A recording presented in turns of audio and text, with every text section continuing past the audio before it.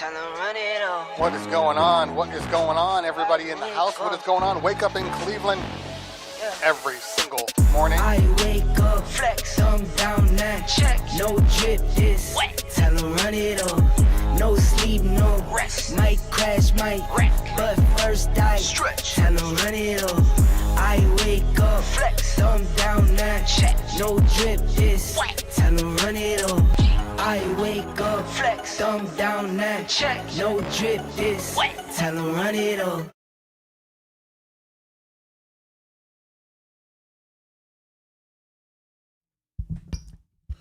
Welcome out, welcome out, welcome out. It is Tech Thursday, and hopefully by the start of next year, I will have a whole new video intro. It'll be something. It may not be as big as that one, but I think at a certain point we're gonna have to move over to a new intro, because that is not what we're talking about. That is not what we're doing on this show. But I needed something to kind of segue into what it is that we're doing today, and that's the video. I'm gonna have to create something new once I get a little time. You know how this works. Time is of the essence, so I need more time. But neither here nor there. I'm sure that a lot of people, people will say, if I can find my chat bot here. People will say that nobody cares. Nobody cares about that kind of stuff. It's just part of the show. Well, I care. I care, so I want to get that in there. I'm looking for my chat. Well, maybe this is my chat. Another Twitch login. What is going on here? Got to move some stuff around here. There we go. Okay. All right. Where is my chat? So I can see who's on. Featured chat. Live YouTube chat. Why is this disabled for this live stream? That's not a good thing. Let's try this again.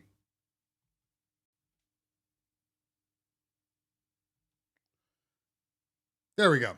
Okay. We are all good. So, today, what are we going to talk about today? Well, there's so many things we could talk about. There's just so many things.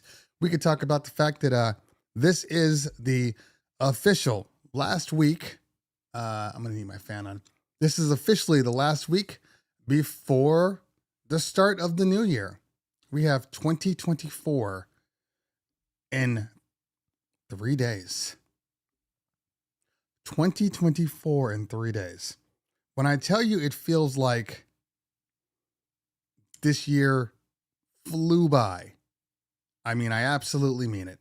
And I know that's a cliche. I know people always want to say, well, it just feels fast because, well, I think the older you get, the faster days move by.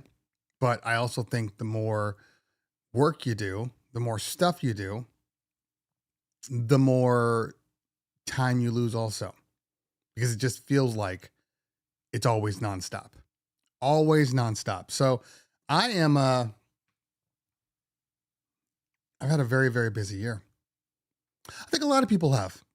had a very busy year. It's probably one of this one and maybe last year, probably I think as a industry as a whole, probably the busiest DJs.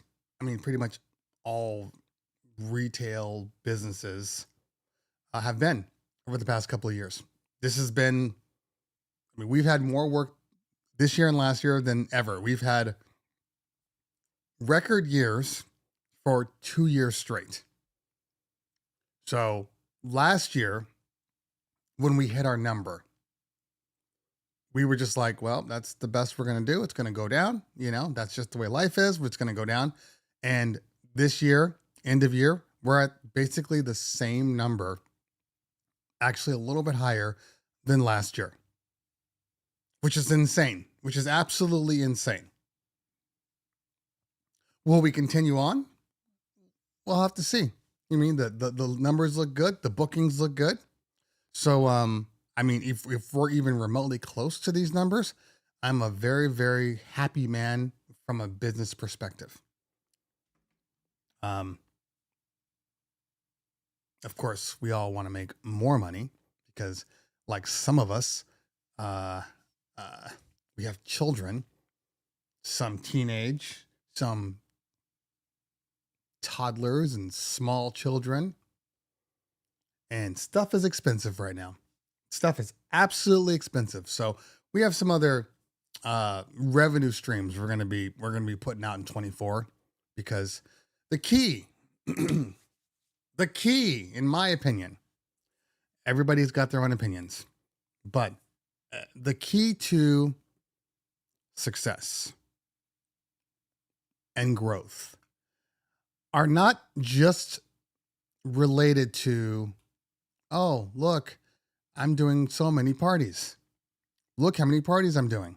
Yes, that's important. That is absolutely important. But the key here is that you need to leverage whatever you're successful at in order to do more. So, for instance, you're a mobile DJ. You're doing DJ gigs. You decide, I'm going to bring in a photo booth. I'm going to bring in up lighting. I'm going to do more lighting. All those things that you're doing are leveraging off of the clients you already have. Therefore, you're not having to cold call all of these clients. Every one of them is a prospective client for new products. So by just adding in, oh, I'm going to get a couple of photo booths. I'm going to get a 360 booth. I'm going to do this. You could generate, in all honesty, every time you bring in something new, you know, I mean, let's just say a photo booth, for instance. You go out and you grab an iPad photo booth. It costs you, I mean, I guess with the iPad, maybe the printer, maybe it costs you $3,500. Okay. Because that factors in the $1,700 to $2,000 for the actual booth, and then $600 to $800 for the iPad, maybe $600 to $1,000 for the printer. Even if you don't do prints, because a lot of photo booths don't do prints anymore. A lot. Sorry, I'm reading silly comments. A lot of people don't do prints. So let's just say you do digital only. You buy the photo booth and you buy the iPad. Maybe it costs you $2,500, maybe even a little less. You go to Mobile Entertainment Expo and you buy a photo booth for, you know, $1,400 instead of the $1,800 to $2,000. Then you take this photo booth and you sell it on your parties for $700, $800. You will make that money back within 3 to 4 gigs. 3 to 4 gigs, and you've recouped your cost. After that, everything you do is pure profit. Everything. I mean, yes, you got to have photo booth software and all that stuff. I'm not saying you don't, which is, you know, anywhere between 30 to 60, $70 a month. But it's all pure profit after that. All pure profit. You are leveraging the business that you were already going to get for more. You go out and buy a whole bunch of uplights. You sell those uplights for $25 a piece. People typically get at least, 12 uplights. You factor that in. All of a sudden, you're making $300 more per gig. And you've done nothing but bring those uplights in. All of these things are just leveraging off of things you already had. I see people right now, like I'll see random people that are like, oh, I bought a photo booth. And you go to the Mobile Entertainment Conference and and you see all these people, and they're not DJs or they're not other entertainment style businesses. And they're like, oh, I'm just buying a photo booth. Yeah, I want to buy a photo booth because I just want to make money. I want to blah, blah, blah, blah, blah. And then these people get these photo booths, and then they just go around to all their friends and tell them, hey, I have a photo booth. I have a photo booth.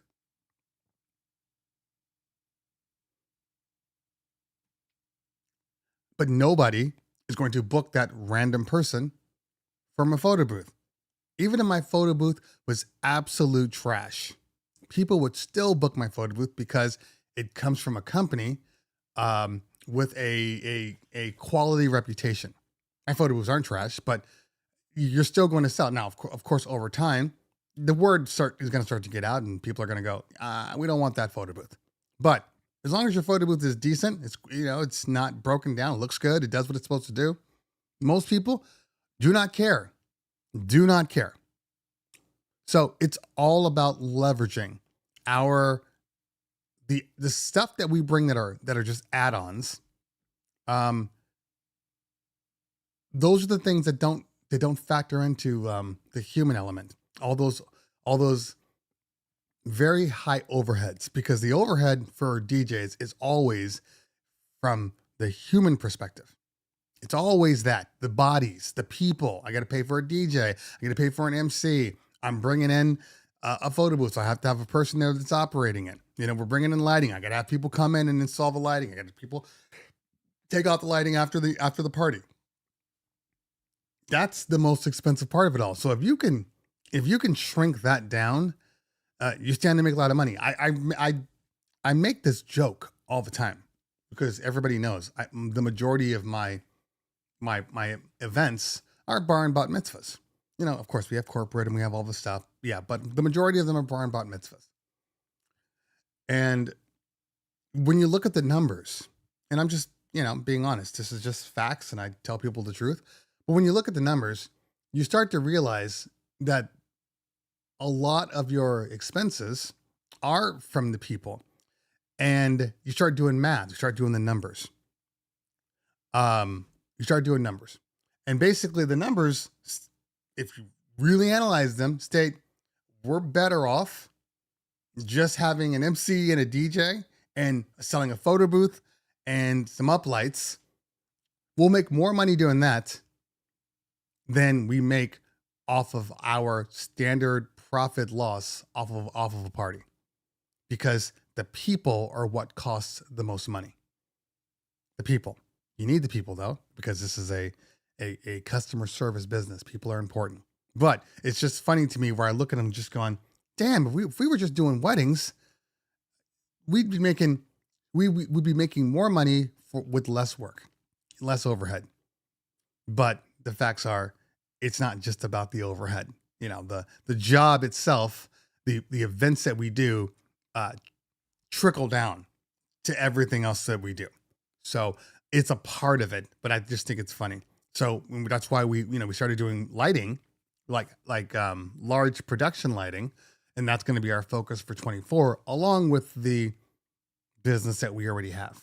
We started with our lighting, our production, before the pandemic, and we were getting to a point where it was starting to become, really, really good. People were just booking us without even thinking. And then the pandemic happened.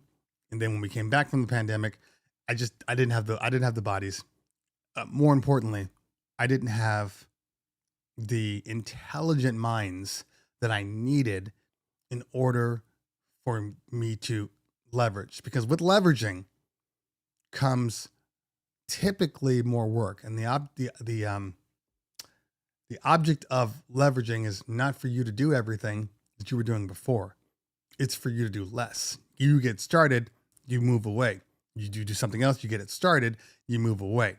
Then all that money is just kind of coming in, all these additional sources of income. But if you are the only one that can do it, you can never grow. And that's absolute facts. If you take anything from me this year, and I say this because it's something that I've learned for myself, and I have been proud of in some respects, and then realized how stupid that was and how selfish that was. And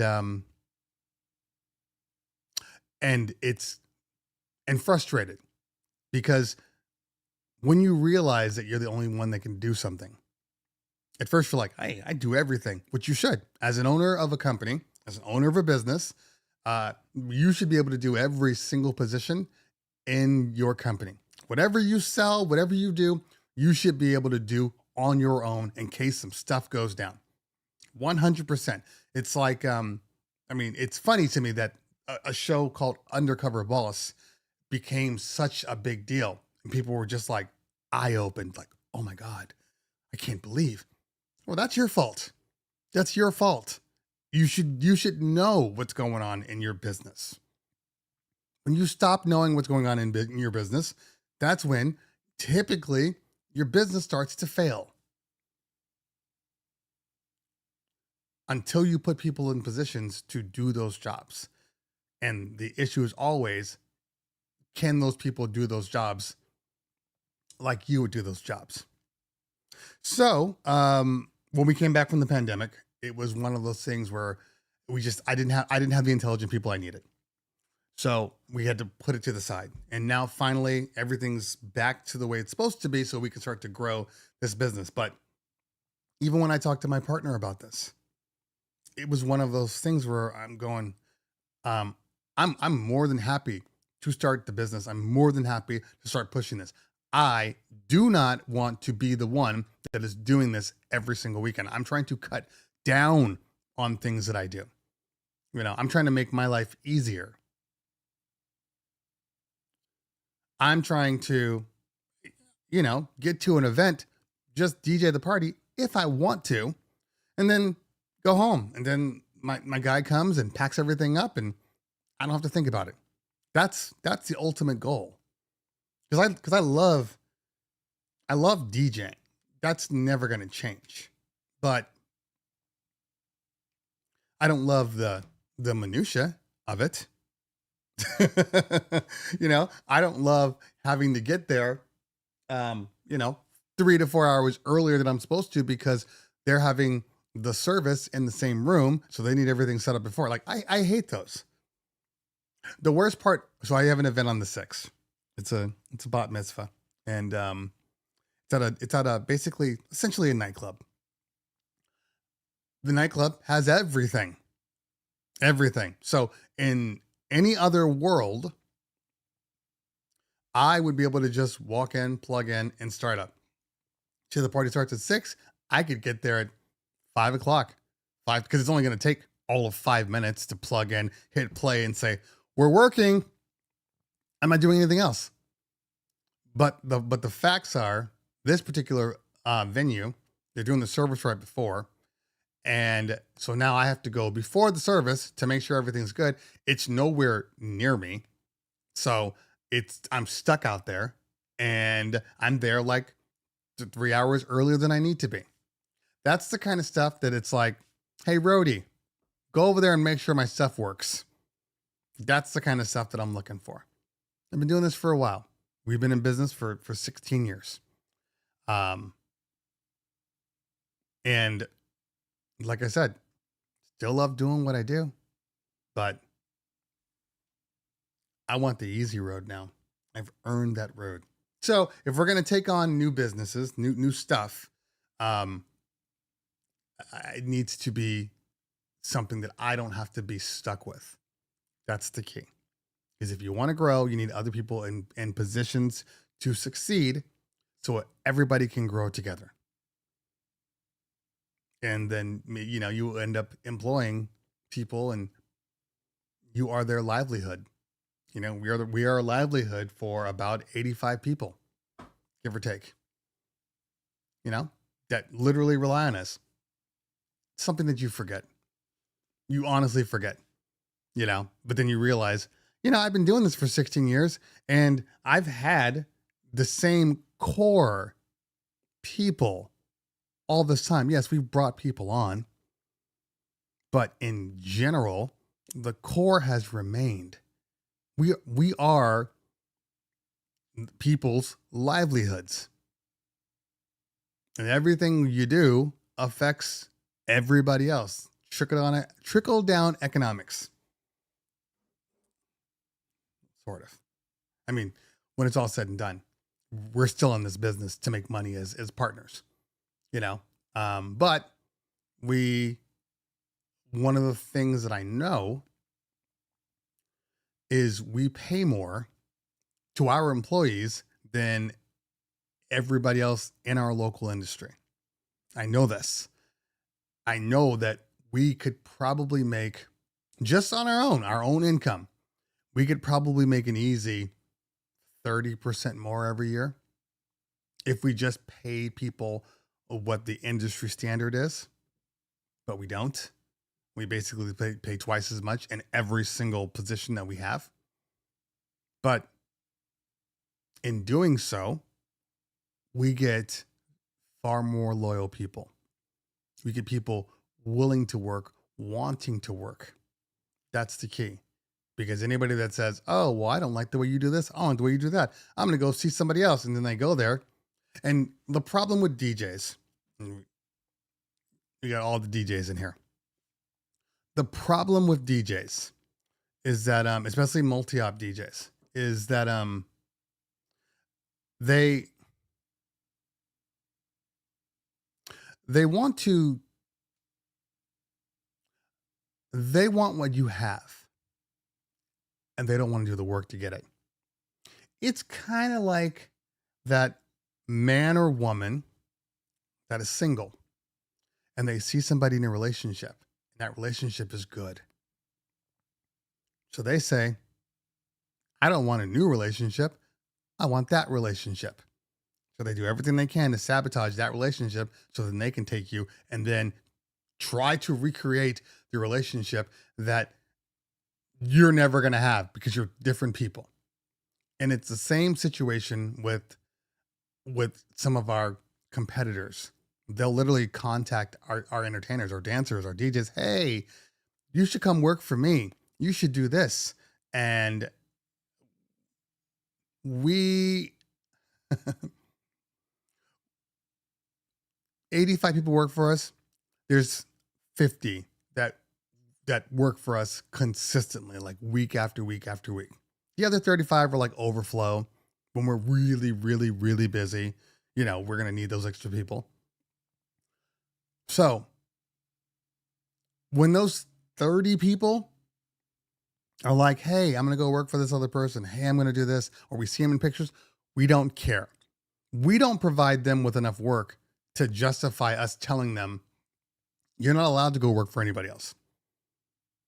You have an exclusive with us.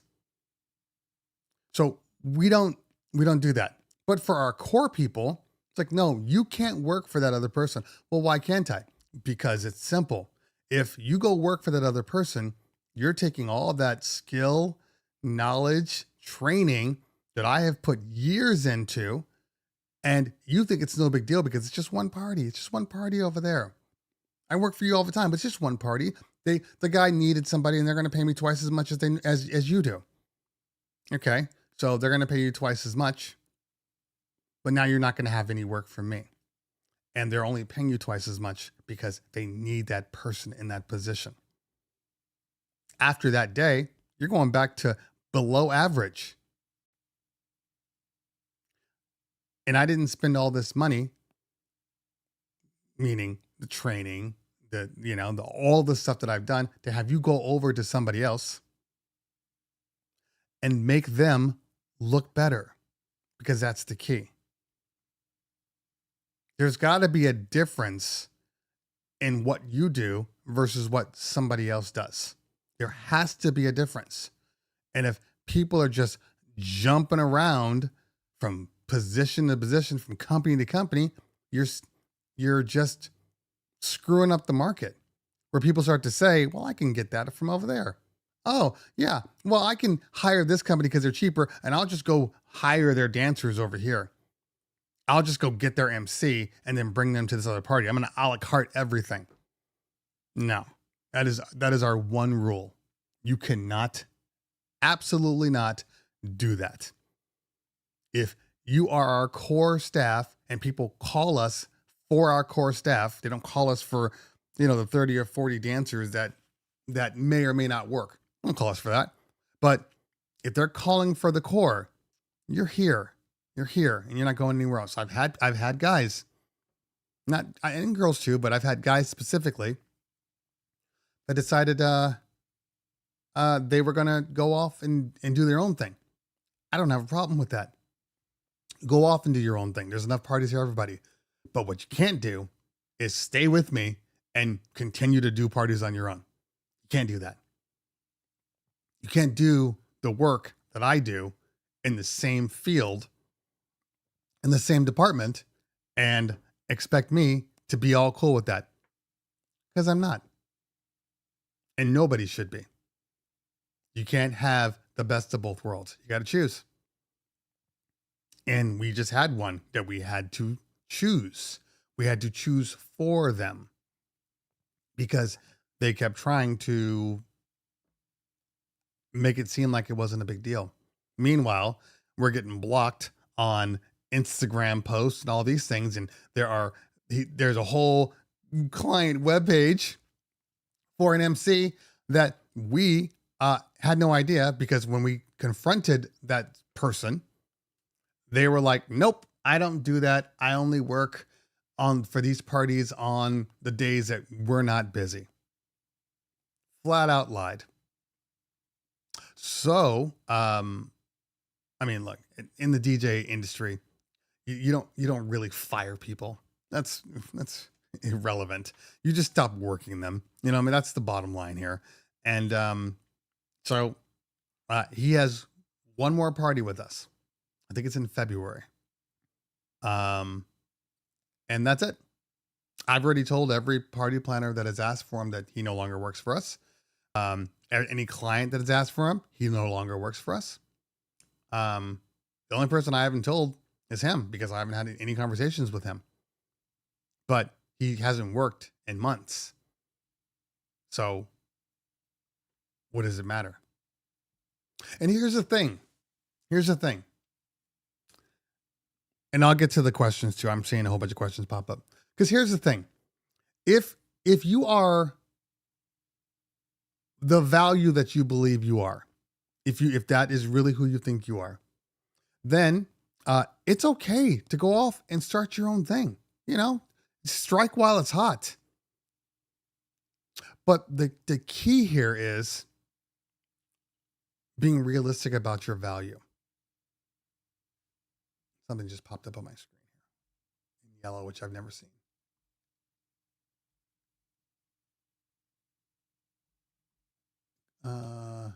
YouTube is not receiving enough what? YouTube is not receiving enough what? Enough video to maintain smooth streaming. Really? Are you guys seeing any problems in my video stream? Because my data rate looks great, but I'm seeing dropped frames. Why am I seeing dropped frames? I never see dropped frames. Audio dropouts. Well, there's nothing. Poor. It says poor streaming status. But that's not what it says in my OBS. Well, that sucks. Okay.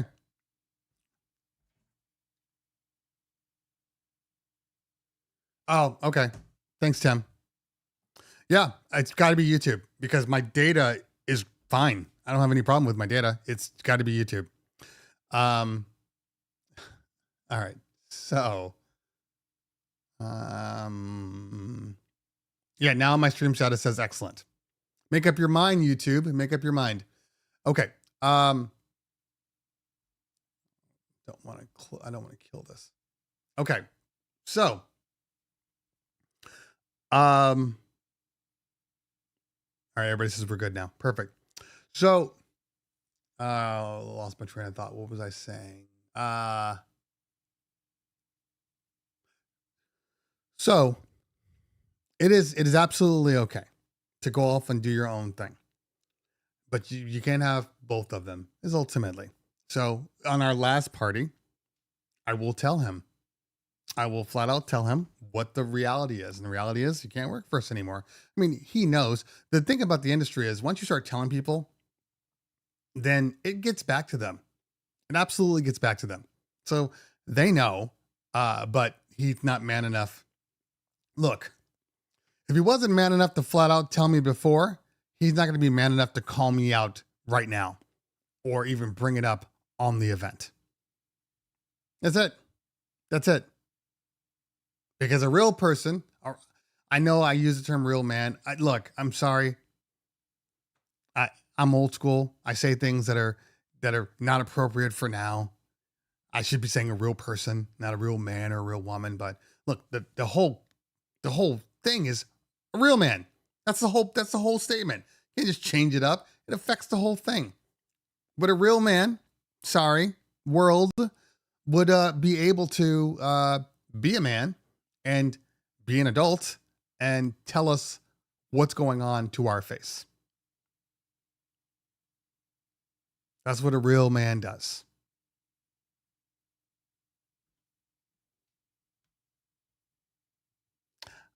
That's not the point, guys. I know people are like, how about a grown adult? I don't want to have to, me and my wife go through this all the time.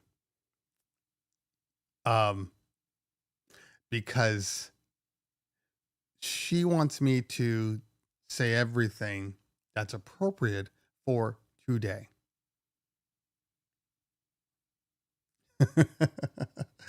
But I have an issue with everything that's appropriate for today because things are fluid. Things change all the time. Words change all the time.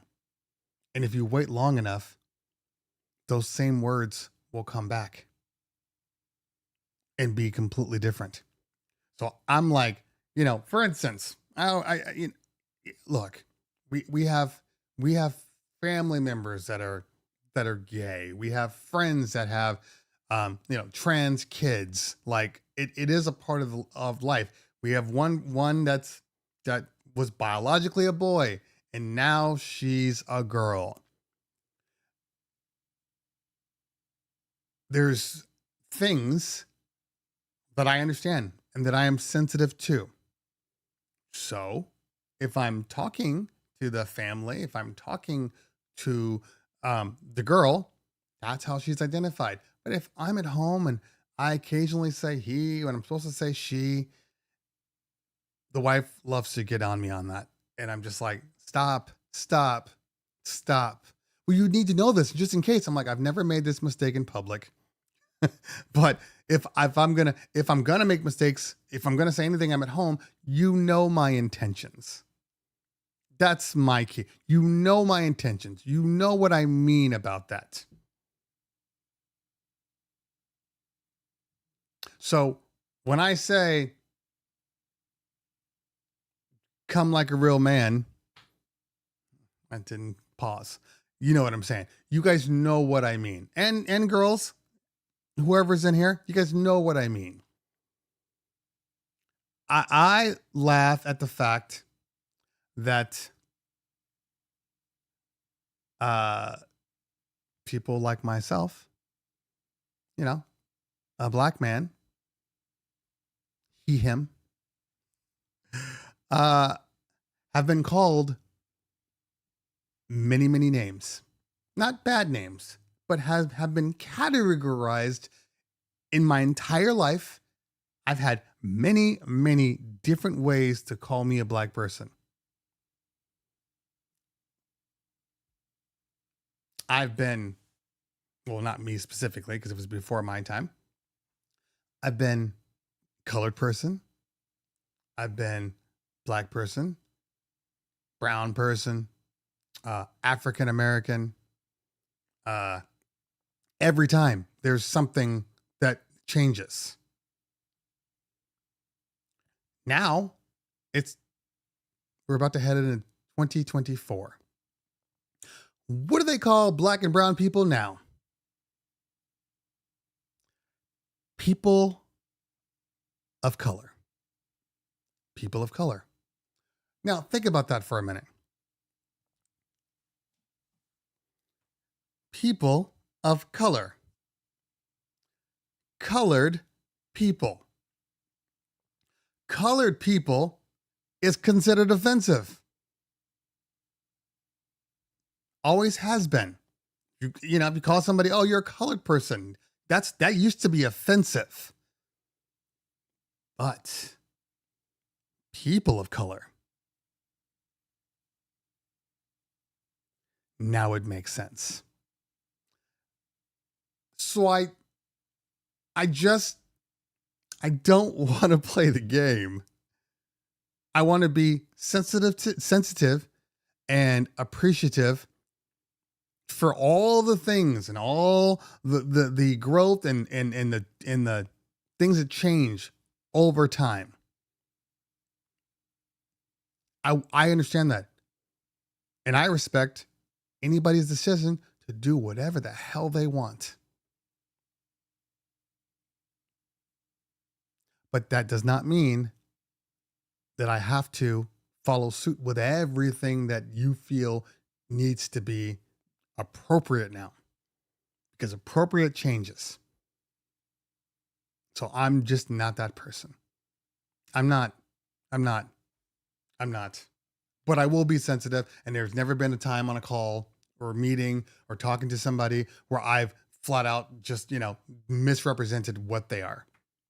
That's never been the case, because I'm smart enough to understand the difference. But I'm starting to dig in a little bit. The old man in me is starting to dig into my own house. Like, I don't want to do that. I don't want to feel like I need to be watched, in my own home. So I don't know. That's a tangent. I saw some political stuff up there and I'm just like, guys, political, stop. Political is all crap anyway.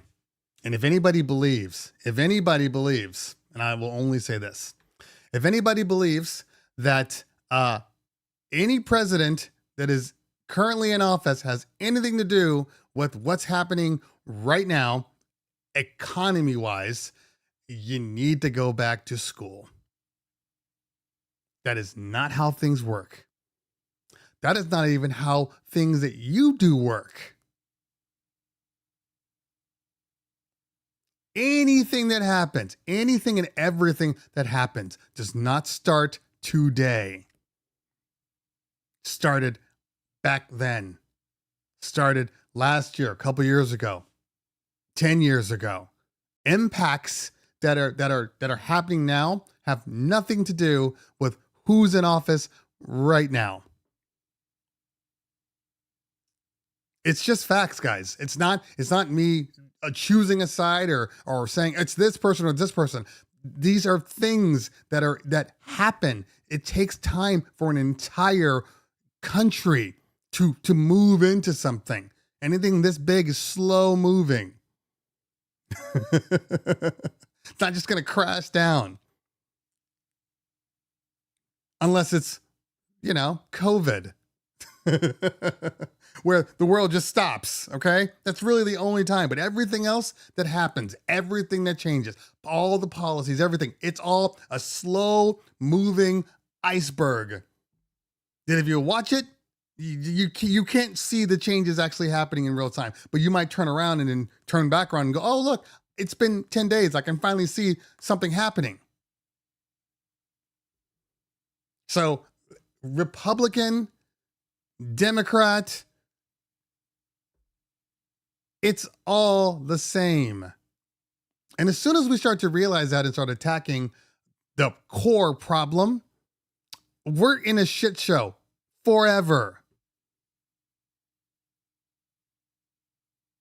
Everything that's happening right now, I'm a staunch Republican, I'm a staunch Democrat, liberals, conservatives, all that shit, that is all designed to keep everybody separated. That's it. Nobody in politics wants change. Why would they? There's too much money to be made. There hasn't been a single politician that has stepped out of office and hasn't made millions and millions of dollars. They're all in it for green. Not the red states, not the blue states, the green. That's it. And as soon as you realize that, you realize that your next door neighbor, who's a Republican or who's a Democrat, isn't the devil.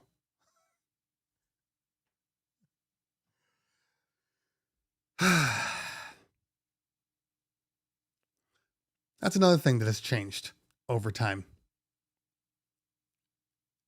As people have gotten more closed-minded, I've gotten more open-minded, and it's become very, very frustrating to live in a world where open-mindedness is a problem. If you don't choose a side, you are the problem. That's the world now. Can you just listen to that? Just listen to that for 1 minute. An open-minded person is the problem.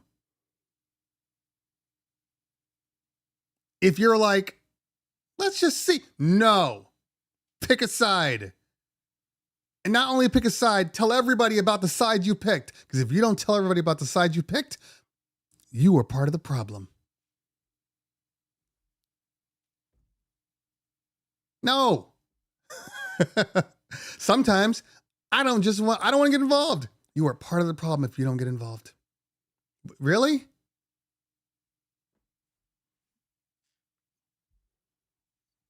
So I have, so I don't know.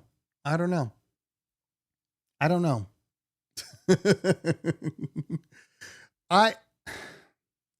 think back.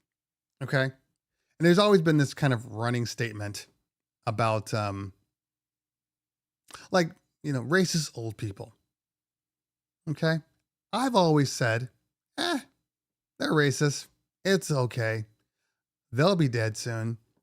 And then the regular people will come in and then racism will just disappear. Now, that's obviously not true, but that's always been this kind of thing in the back of my head. But then I started to realize something. As we age, trivial things stop becoming an issue.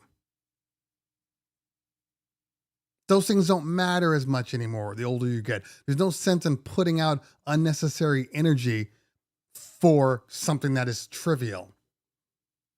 And so when I think about like old racists, first off, racists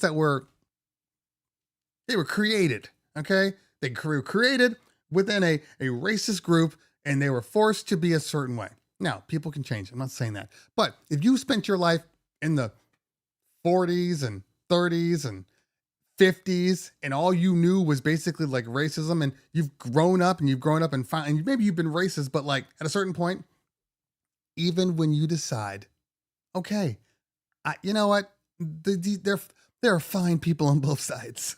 Even when you decide that, it's not about you going out and saying, I am now, not only am I not a racist, but I am pro-black, I am pro-Hispanic, I am pro, and you go out and you start telling everybody, look at me. No, you just go, they can do whatever the hell they want to do.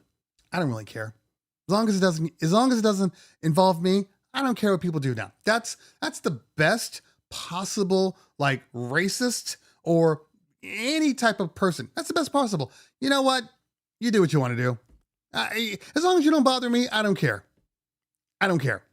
And that's where I think even old people, they get to a point where they're just like, look, I understand that, black people are allowed to vote now and women can vote. Like, I understand that. I just don't care. That's like the racist old person once they get to a certain age. Like, I just don't care anymore. Like, it's fine. As long as you don't bother me, do what you want. That's the kind of life not the racism, but we need to get back to. We need to get back to look, if it doesn't bother me, do what you want.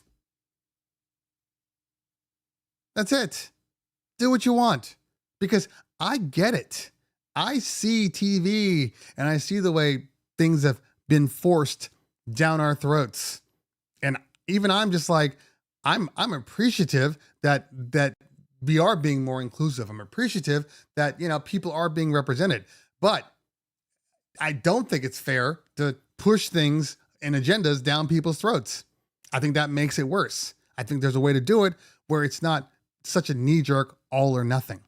Because right now, we are all or nothing. And we need to get back to being a little bit of everything. Kill the internet for a decade. You're not wrong. The cesspool that is the internet is getting worse.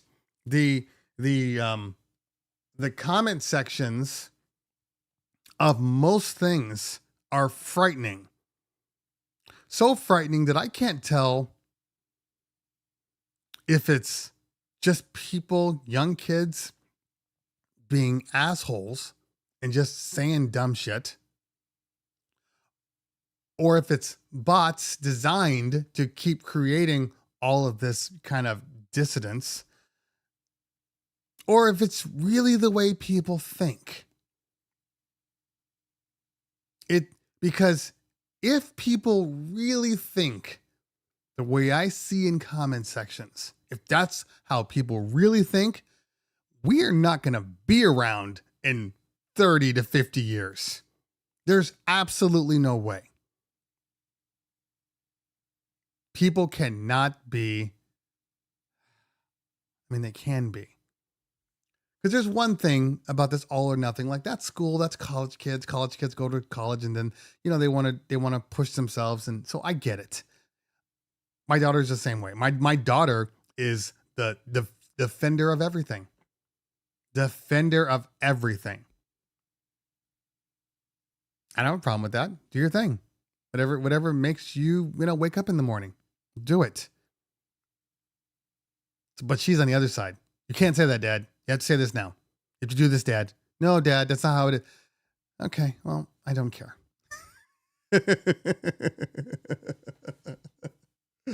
Oh. But there's a lot of angry people online. Some of the worst comments I've ever seen come from the best possible posts. We love our dog. I saw a post about Siberian Husky that lives in Boston. Okay. So it's not like they live in sunny California where it's 80 degrees all year round. Okay. They're in Boston, somewhere where gets a lot of snow. Anyway, they have a Siberian Husky, and they show him in the snow, and they're like, my dog loves the snow, but this is a hard time for him when it's still, 60 degrees, 50 degrees. And he, they're showing pictures. He looks sad, but it's for the gram. And, but they take him to the snow all the time, and it snows there. And when it snows, he's so happy. When I tell you that all the comments were, you should have that dog taken away from you. That dog is so sad. How dare you? How dare you treat your dog this way? This is abuse.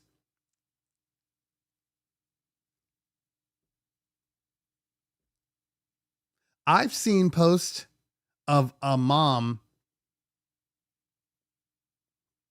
taking a picture. She was taking a video, and then we'll get to tech. She was taking a video. She had twins. One twin is crying their head off. The other twin is looking at his brother crying his head off with a look of just disgust. Just disgust. 75% of the post. Why are you letting your child cry like that? That's abuse. You shouldn't have the right to a child. This is wrong. I can't believe you're just going to let that child just cry. The post was 10 seconds. Not 45 minutes. Not 2 days. 10 seconds. And the world jumped down her throat because she saw something funny. The younger generation is, they're going to have a very sad life, a very uninteresting, unfunny, unfun life because they spend too much time thinking about what other people are going to think about them. Comedians can't be comedians. Movies can't be movies. Although I am starting to see a shift. I am starting to see that. A couple of movies that I've seen that have popped up lately have gone back to that kind of like raunchy 80s, early 90s type vibe, you know, and where they're clearly making jokes and it's clearly about the fun. And that has made me so happy. So I think we're going to see more. We're going to see more authentic stuff come back. Anyway, enough about that. I got in trouble for saying old lady directed towards someone who is easily over 90. Exactly.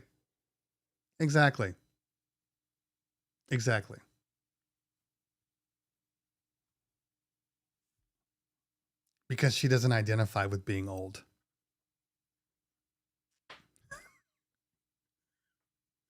We're just going to ignore actual, physiology. Okay. Don Rafa did watch, you watched Blackberry. Yeah, I thought it was good. I mean, it's not the greatest. Like I said, some of the acting is a little overdone. But the storyline was good. Have I seen anything great? Best anime on TV right now is on Netflix. It's called Blue-Eyed Samurai. I did watch that. And when I tell you, I was shocked at how good it was. Blue-Eyed Samurai. It's like 8 episodes. You should watch it if you haven't. Okay. 90 is the new 30. That's funny. Okay, let's go back real quick and let's see what we got questions wise. And hey, I want to say thank you to all the members that are in here. They're the ones that are in green. Thank you for supporting the channel. I appreciate you. And also everybody else that is out here supporting the stream, supporting the channel. Thank you. I have some good news. It's not over here. I am shooting the T7 review. It will be out.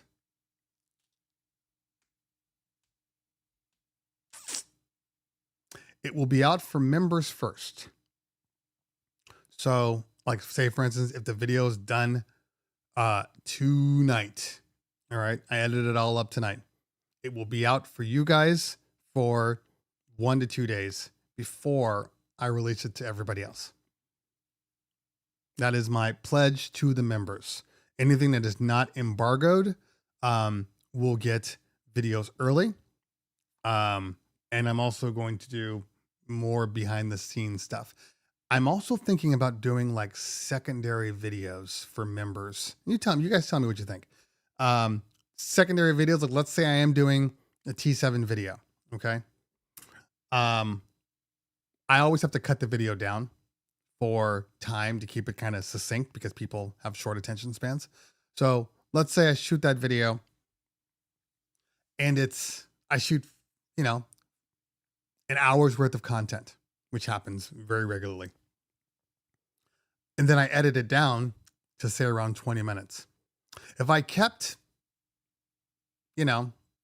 another 10, 15, 20 minutes of it in there, as long as it's of value, I'm not just going to have me going, like I'm not going to do that. But if I kept that in there, would that be of value to you? Put it in the chat. Okay. Let's see here. Oh, and by the way, Merry Christmas to all the people that celebrate. We don't, obviously, because we're Jewish, but we do have several friends that we've always gone to over the years. Every year we celebrate Christmas with my wife's friends. She's known this girl since she was like 4 years old. So her mom and my mother-in-law are best friends. So every year for the past, I mean, I've been with my wife for 23 years, and I think I've gone to this for 21 of them, maybe even 22 years. It's just a part of our ritual. New Year's, Christmas Eve, we typically, Jews are very simple. On Christmas Eve, typically, we go out and have Chinese food and we go watch a movie. That's typical Jewish Christmas Eve. This year, we have a Hanukkah party where we invite all of our family and friends, whether they're Jewish or not. It's kind of an all-encompassing party for everybody. We still have the Hanukkah Jewish traditions, but it goes on top of spending time with your family and friends. So typically it's like 50 people. That it's every year we do it. And this year we invited, which people we always invite, but they were like, hey, we have a small little family Christmas Eve party. You guys want to come to that? And we're like, sure. So we went to that. It was good. Easy. I like easy. Cheap. I didn't have to go out and spend money on a movie and, food. So that's always cheap. So that was my holiday. I hope everybody had a great holiday. We got New Year's right around the corner in 3 days. I did not talk about my lounge wedding. I did not talk about that. Are you guys all following me on Instagram? And I mean all of you that are in the stream right now. If you have an Instagram, you guys need to be following me. It's Cleveland Terry with an underscore, at Cleveland Terry underscore, because there's a lot of content that's on Instagram that is not on here, like remotely on here. Okay. I try to separate out the content that goes from place to place. That content is typically far more humorous or things that I see. We'll talk about the story in a minute. I want to go through the chat first and make sure, and I want to see what my wife is texting me on. One day, my wife will stop concerning herself with the 17-year-old that legitimately can do stuff on his own. Anyway. Actually, I'm going to turn my fan on real quick and come right back. So I will see you in 2 and 2.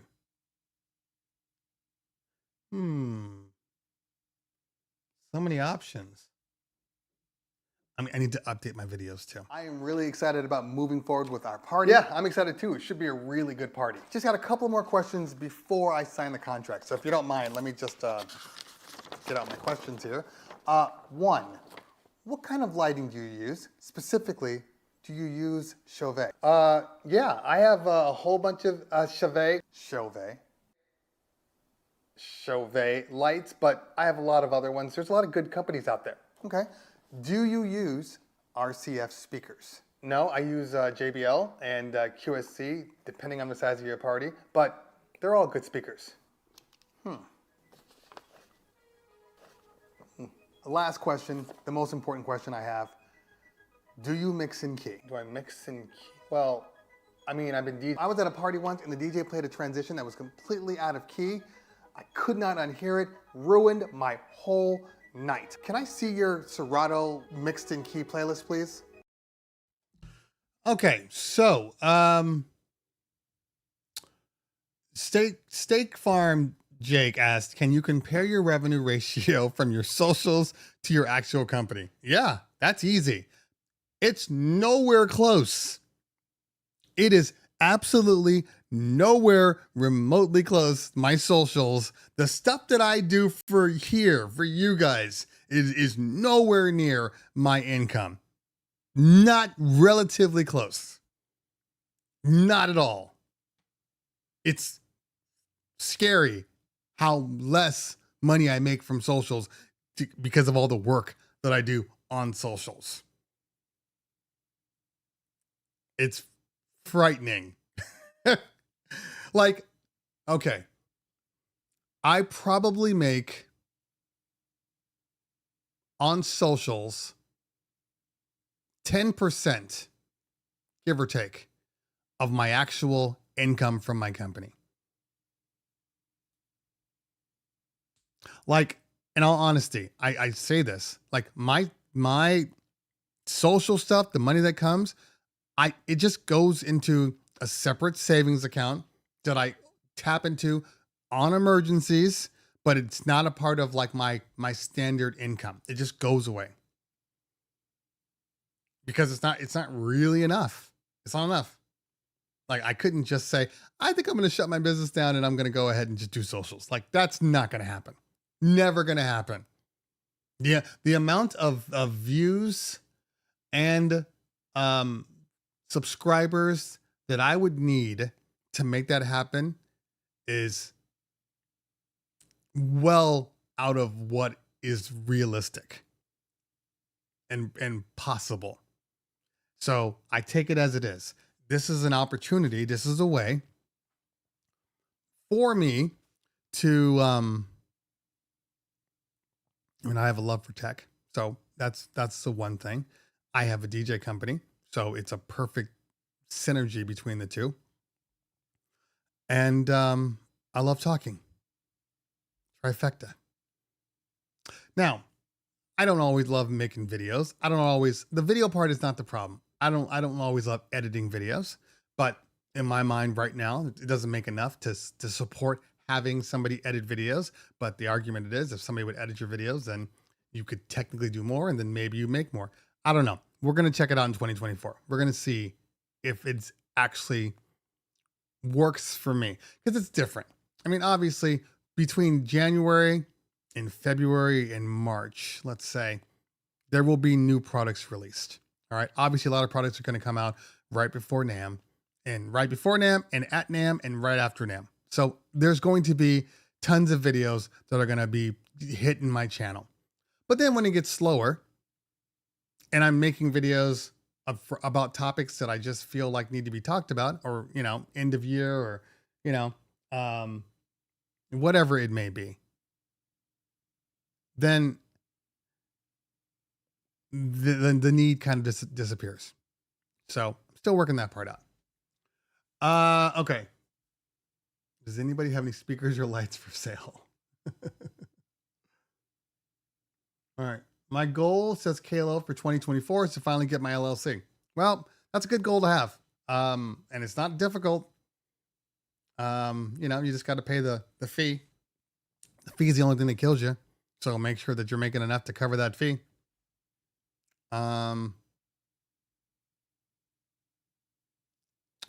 As a DJ trying to work for a company, how much should I ask for? That is hard to say. Depends. Depends on where you are. Depends on what you're doing. Depends on the position you're in. I mean, I've seen DJs make $200. I've seen DJs make $1,000. It just depends. Like for us, I mean, we start. When do we start at? I think it's right around $500 per gig, which is reasonable. But everybody's different, and every state is different depending on where you are. It's hard to say, because the $500 that is being paid here is because it costs a lot more to survive here, and people aren't willing to work for less. Not established people. I'm sure I could bring in some trainees and they'll work for less, but then my product's going to be shitty. So what's the point of that? But if you're in, I don't know, Idaho, maybe you're only making $200. So it's hard to say. Okay, let's see here. Do you have to leverage to make that decision? Do you have to leverage? I mean, we're probably talking about all the lighting and stuff. Do I have to leverage to make that decision? So if I'm assuming what you're talking about here, you don't have to leverage your current customer base. but it's less work if you leverage people that are already booking with you. So if somebody says, oh, I just want to book the base package, and you get the base package, and then, a month later, it's like, hey, by the way, we do lighting. Hey, by the way, we have photo booths. Hey, by the way, we have video projection. Hey, by the way, we have photographers and we have camera, all of that stuff. They're going to go, huh, that's right. They do all of that. Well, I might as well just keep it in house and keep it in one place. Or, hey, I totally forgot I was about to go book another photo booth and they have one. Okay, I'll just get it from you guys. That's leveraging. They called you because they wanted a DJ, but you leveraged all the other stuff. Okay.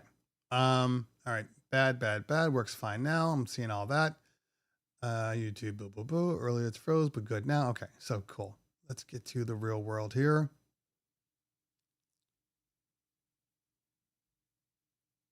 All right.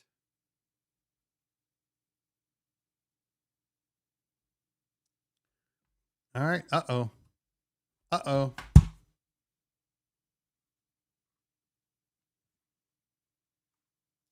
I do believe my trackpad is dying. That's a problem. Because I can't see comments. And they're AAAs. Do I have any AAAs? Okay. How many other two? All right. Sit tight for a minute, guys. I got to get some AAAs real quick, or I can't see comments. All right, guys, what's going on, everybody? It's your man, Cleveland Terry. I wanted to just do a quick video about this new unit. It's not out yet. It doesn't come out until July 31st. It hits market. I have to pre-order it pretty soon, though. All right, so this is Tim. This is the man, runs this thing. They came out with an amazing product. I haven't tested it yet, but based upon what I'm seeing, this is one of those to beat. It's a game changer. Moving platters. It's $700. What's up, everybody? How are we doing today? This is gonna sell like hotcakes. So I'm gonna do a review, but tell me just real quickly, like, what made you guys decide to do something like this? The history of DJing is vinyl, right? Yeah. And motorized jog wheels is the best we can get right now, Right. in terms of replicating that with a digital controller. Right. So the Impulse T7 Okay. is our shot at the motorized DJ controller market, and the largest, most premium controller we've ever made. Okay. And we're pricing it just like we price everything else in the Hercules lineup. Super aggressive. Competitively. Let's call it competitively. I call it aggressive, he calls it competitively, fine. We're targeting both, obviously, beginner DJs Right. who want to upgrade to a motorized platters, Right. or working DJs who want something small, want something portable, Yeah. want something that works with Strato Pro. It has XLR out. Very important for a professional DJ that you have that. I'm impressed so far though. You'll see more of the T7 real soon. All right, guys, follow my YouTube because we're gonna do this review very, very soon. All right, see ya. Okay. Balance of in all things says, did you see my production question the other day from your last live where you mentioned producing your own brand records, own DJ music? Will it be original, mixes, or mashups? Excellent question. The answer is yes, all of the above. So in general, as a matter of fact, I got a couple of different production MIDI sequencers right now. I have a Torres, I have an Ableton Push 2. I have obviously Serato Studio. I'm about to upgrade to Ableton 12. It's coming out sometime in January, so I have to buy that upgrade now so I can qualify, even if I don't even know if I'm going to be using it. So here's the bottom line here. I plan on doing my own edits. That's one. I'm definitely going to do my own blends. The ones that I want to do blends, like, not the ones I can just pull live on the fly, but actual, like, cool new blends. And C, or 1, 2, and 3. I am going to be making original music because original music is where I came from. So that's just for me. I don't know what's going to happen with that. I have no idea. It'll be for me. And I plan on doing more, remixes with original music behind, some stems. So, I just started playing around about 2 days ago. And I'm liking where it is. I'm liking where it is so far. So we'll see what happens. We'll see what happens. I don't know if I'm going to, throw them somewhere where you can download them. I have no idea. It depends on how good I feel they are. That's the key. Because I do have thresholds that need to be hit in order for me to think, oh, I'm going to put this out. I'm going to put this out for everybody to hear. We just talked about social. We just talked about how bad social is. So in my mind, it has to be at a certain level in order for me to even make notice. I mean, I just made a beat yesterday or the day before. I did a flip on this Latin track, which I'm very happy with so far. So we shall see. Okay. I still the same. I always thought.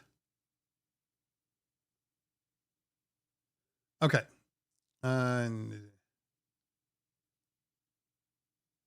Don Ralph says, I watched your tutorial on Serato Studio. Helped me tremendously. Thank you. You are very welcome.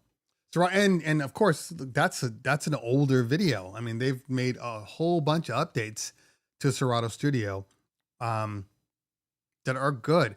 But the issue with Serato Studio is not even Serato Studio. It's a different way of making music. And once you think of it as, it does everything. Obviously, it does everything.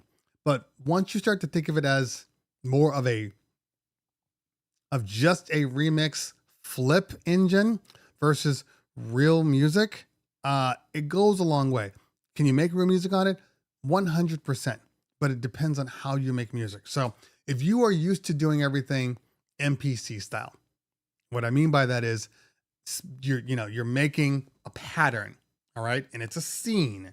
So, just like your light show, perfect example. You're using, Light Rider or one of the old ones or the basic old school Chauvet ones, right? If you want your lights to project something, you are going to make a scene. I want my mover to display red and then to put the beam on the floor at this specific angle right here. Then I want my color wash to be orange and shoot out there, and I want it to strobe, right? Or I want my gobo to have a prism.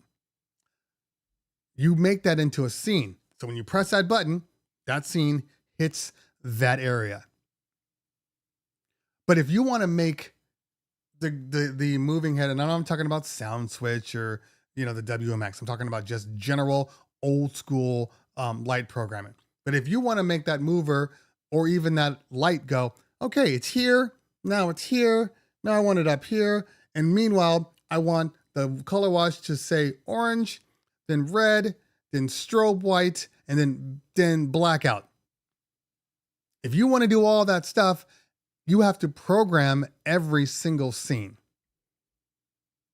1, 2, 3, 4, 1, 2, 3, 4. So you're programming that scene. Same applies to music. So the way Serato Studio works is you create a scene. You make a pattern. This is my pattern. This is my beat. This is my sample. This is my bass line. And then I want to change it up. Okay, I want to change it up. Fine. I'm going to make a new pattern. And then I'm going to tell it while I'm making the music. I'm going to put the patterns together like a puzzle. And then I'm going to hit play. And then there's a song. That's MPC style. That's how I grew up. So it's definitely a way of doing it. The only problem with that style, especially if you are locked to that style, and Serato Studio is technically locked to that style. There are ways to get around it, but it's pattern based. Now, Ableton is pattern based also, but they have a song section too. In the song section, you can just hit record and just make music. Copy, paste, copy, paste. Oh, you know what? I want to add a little drum roll right here. Okay, I'm just going to click on that one part of the song and then I'm going to put my drum roll in. Okay, so that's just a different way of doing it. If you're using like a Logic, if you're using like a Pro Tools, you're probably operating more in song mode than you are in pattern mode. So I am a hybrid of the two, but I think that I prefer and have always preferred making music in song mode. Because when I make music in pattern mode, I start thinking like, again, flips and remixes and not even blends, because you can't really blend a song in pattern mode because it's two different places. So Serato Studio, once you start thinking about it like that, it makes it easier, because I was trying to figure out, I don't think there's one DAW that's perfect for depending on what you're trying to do. Like if I want to make an old song and just throw a backbeat on there, I wouldn't pull that into Ableton. That's a waste of time. I pull in a Serato Studio and generate a backbeat right from the Serato Studio clip, bam, and it's done. And anything I bring into that is already in key, and it's in the key of the main song. Now it has stems built in, so if I want to remove, I can. Now, obviously, the only problem is I don't think you can automate stems yet. Meaning, let's just say I'm doing the beat and maybe I want to have something drop out so I can add in a new beat. I have to make another stems version. But if you're using Serato Sample, you get closer. You definitely get closer to using Serato Studio. Serato Studio is essentially Serato Sample, in my opinion, on steroids. Now, they've added in the ability to record vocals and bass lines and all that stuff, so it is getting better, but it's still essentially Serato Sample expanded. But I love them both, and that's the problem. I love them both. I really, really do. They both do things very well, and they both do things better than the other, depending on what you're trying to do. Okay, let's see what else here. All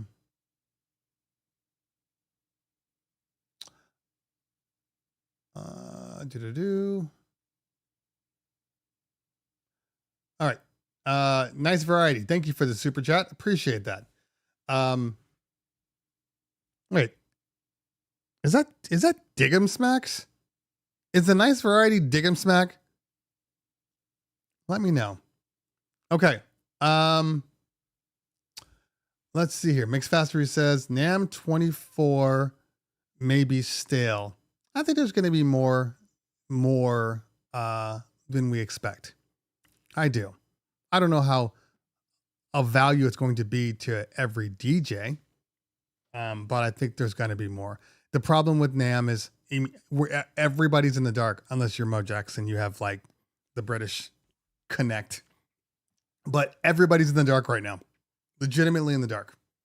But I know in approximately a week and a half to 2 weeks, I'm just going to start getting contacted. I know this because that's the way it works.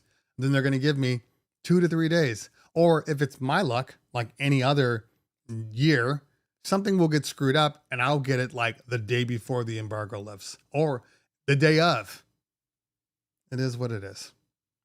It is what it is. Okay, let's see here. Mix Factory says CT is a Maui 44 worth almost $3,000. Can easily get 2 tops and 2 subs for cheaper than that. Any EV or QSC. 244 is $6,000. Just thinking out loud. Okay. Another great question. And a difficult question. Because I don't believe that the 44s can be considered a compact system. What I mean by that is, when I think of line arrays, one of the benefits of line arrays is they fit in much smaller areas, smaller footprint. Fit them in my truck. Close the bed on it, like easy stuff like that. But when they start to get too big, Then I start to question. Now, can you get the same sound from other companies like QSC, like EV, for cheaper? Yes, absolutely. Is the 44G as strong as them? Absolutely. So the problem here is not that you're not going to get equal. The problem is, financially speaking, do you want that? Because look, when it's all said and done, if you were to get QSC, 12.2s and 118s, what's that going to cost you? That's going to cost you somewhere around, well, the sub itself is about, isn't the sub about 1,800? I can't actually remember. I think the sub's about 1,800. And hold on. Okay. Well, that was weird. All right. Do I have a thing? Okay. QSC. All right. The 118 sub is $1,700 to $2,000. 12.2 is $1,200.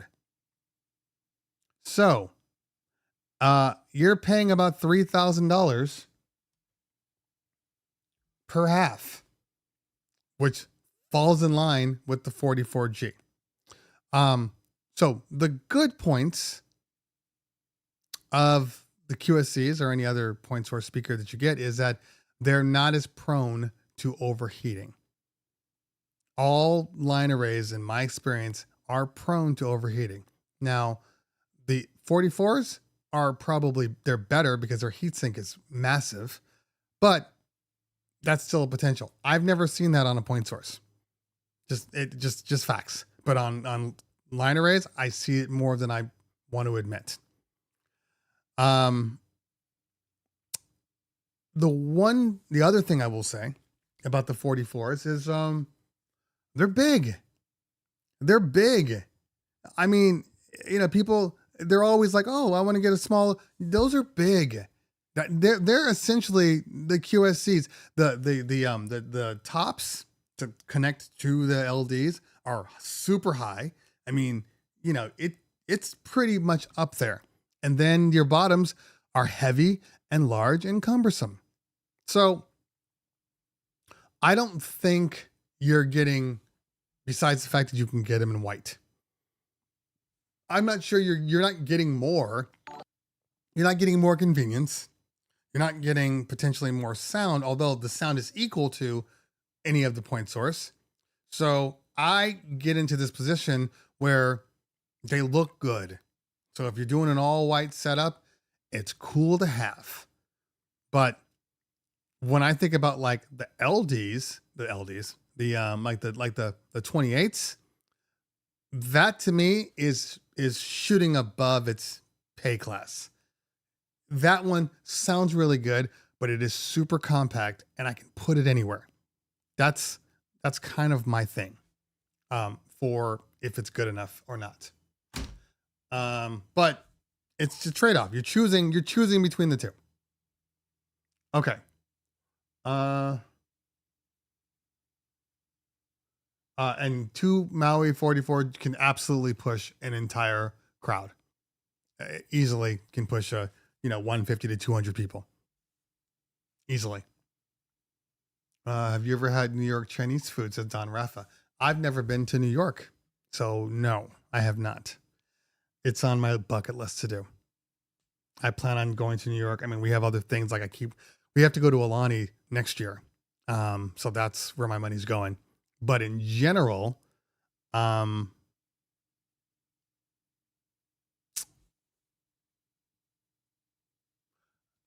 know what? New York's a great time next year.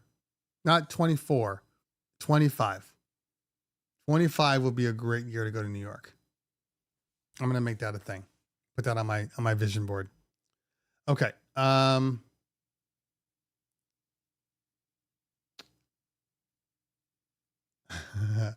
So Keith, we're going to talk about the Brizo. You should have, because DJ G Kenny showed up too, and we hung out afterwards, which I will talk about. Okay. Have you ever been in any type of DJ battles? No. That takes a different level of commitment that I've never been able to do. So no.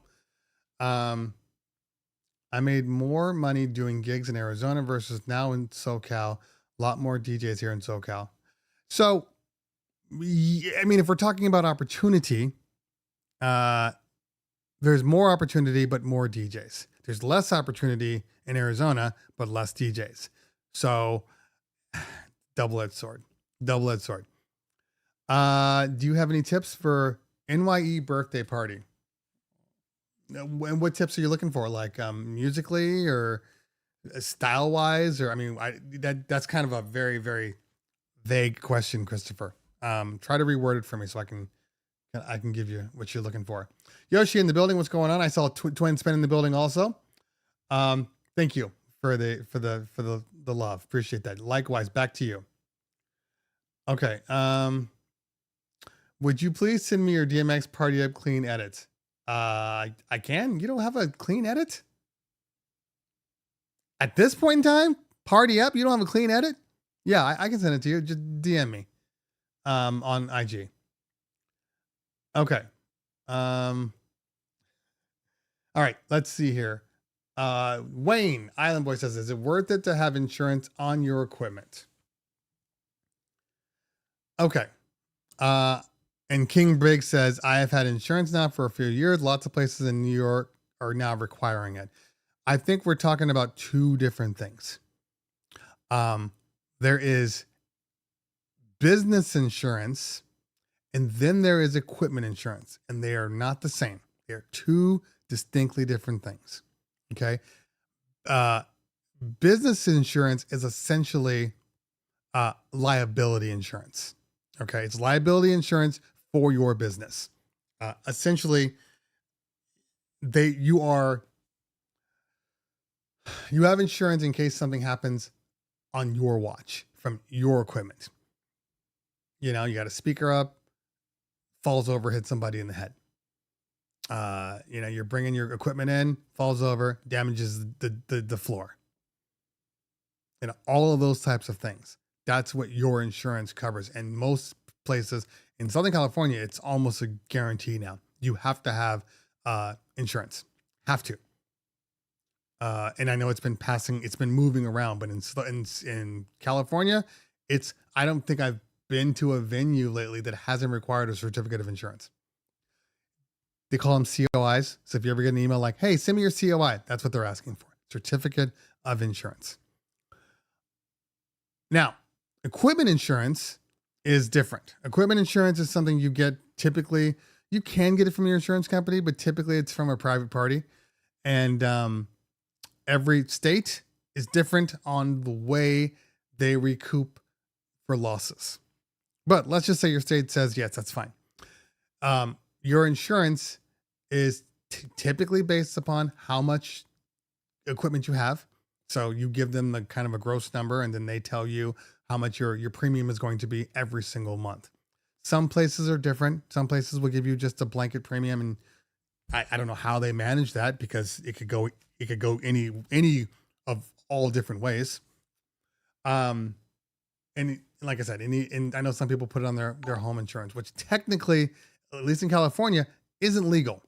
You might be getting away with it, but it isn't legal. And that's fine if you want to go that route, or if you want to get insurance for your equipment. I mean, it's typically a lot of money for physical insurance like that than it is just to buy whatever equipment, fails on you. But like if your building burns down, like I get it, that's a different story, but to each their own. I'm not going to tell anybody what to do. I'm only telling you the pros and cons. Philip Tan in the building. What's going on? DJ Kane with the super chat. What are your thoughts on turntables? Do you think DJs will still be using them now? years from now are just controllers. Okay, this is one thing I will say. Absolutely, DJs will be using them. If not DJs, they're not going to go away because everything runs in a cycle. Everything. And turntables will become passe, which they are kind of on their way out. And then 10, 15 years from now, people are going to be like, ooh, just like people spinning 45s or vinyl DJ sets. They died and then they came back because everything works on a cycle. So I don't think they're ever going to die. I think we're going to see variations of them. I think, gear like the Cross 12 has made it really easy for people to say, this is all I need. I don't need anything else. I'm good.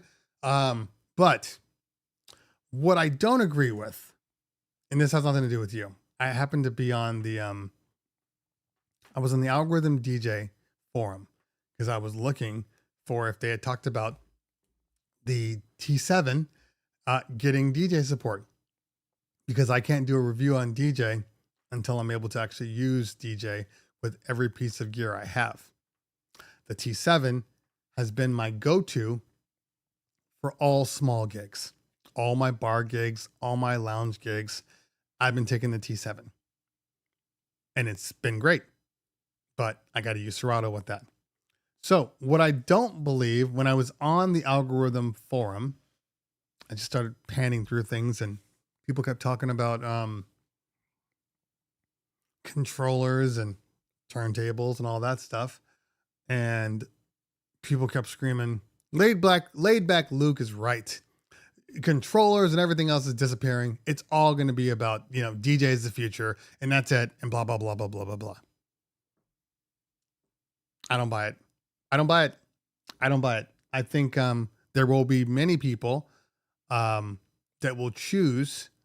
I mean, obviously, typically speaking, the path of least resistance is where people go. Nobody wants things to be hard. They don't want to get on the piano and learn notes and chords when Ableton and Serato Studio can allow you to hit a button and then every single note you play is in key. Or you can hit another button and then you can play a chord and then you can fumble your way through any chord that you need to make a song. The path of least resistance.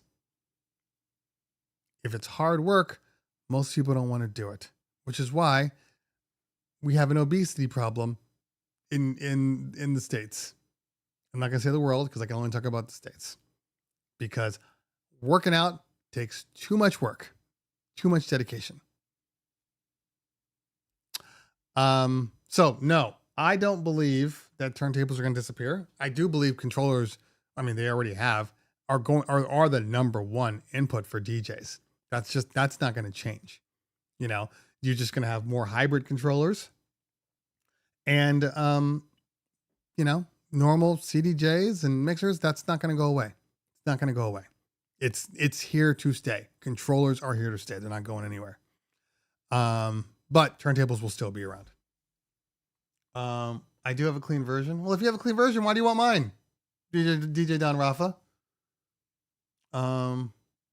Okay. Durrell says, I've been thinking, since DJ is not compatible with Flex 10, to get a Mixon 8, since it may be one of the best pro level controllers for DJ. Thoughts? Well, technically speaking, I do believe that the Flex 10, if it's not, I do believe it will be available on the computer. It just won't be available on the iPad because, as Mixmaster said, it's an issue with drivers. But if you have a computer, you can't use a 1000 on the iPad, but you can use it on DJ for the Mac. So it just depends on what you want to do. I'm a computer guy. But my thoughts about the Mixon. Mixon's a good controller. Is it my favorite controller of all time? Absolutely not. Does it have a lot of good features? And if you were an iPad DJ, can it give you pretty much everything you need? Absolutely. So It's the best iPad controller in the market.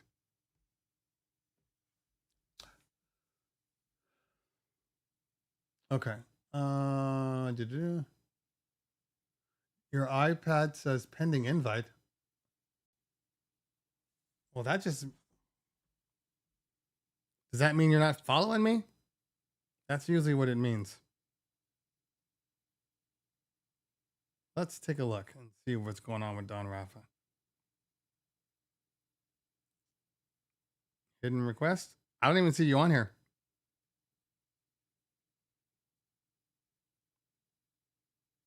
I don't see you. Yeah. Send it again. And make sure you're following me. Because I do believe that has something to do with that. You have to be following. Okay. Because my IG, I don't do any accepting. Anybody can follow me. Don't forget, it's Cleveland Terry with an underscore. Cleveland Terry with an underscore. Okay. DJ Yoshi says, in New York, some of our new buildings require 20 million coverage and indemnification of every entity in the building. See, that's dumb. Yoshi, that's horrible. $20 million policies are asinine for a DJ. You sure it's 20 million, not two? 2 is the average. 20 it sounds crazy. No DJ is going to have that coverage. That is so ridiculously expensive. Like right now in California, we have 2 million and some of the super high-end, like the Four Seasons and all that, try to enforce 4 million. And I flat out tell them, you can kick rocks. No, here's my $2 million policy. If this isn't good enough for you, I guess we're not doing the event. Or you're going to have to contact the client because that's ridiculous. We're a DJ company. We're not, it's stupid. Anyway, maybe when we start doing more high production lighting and we're hanging stuff from the ceiling, yes, then I can see the 4 million. But a DJ? No, we don't need that. Okay.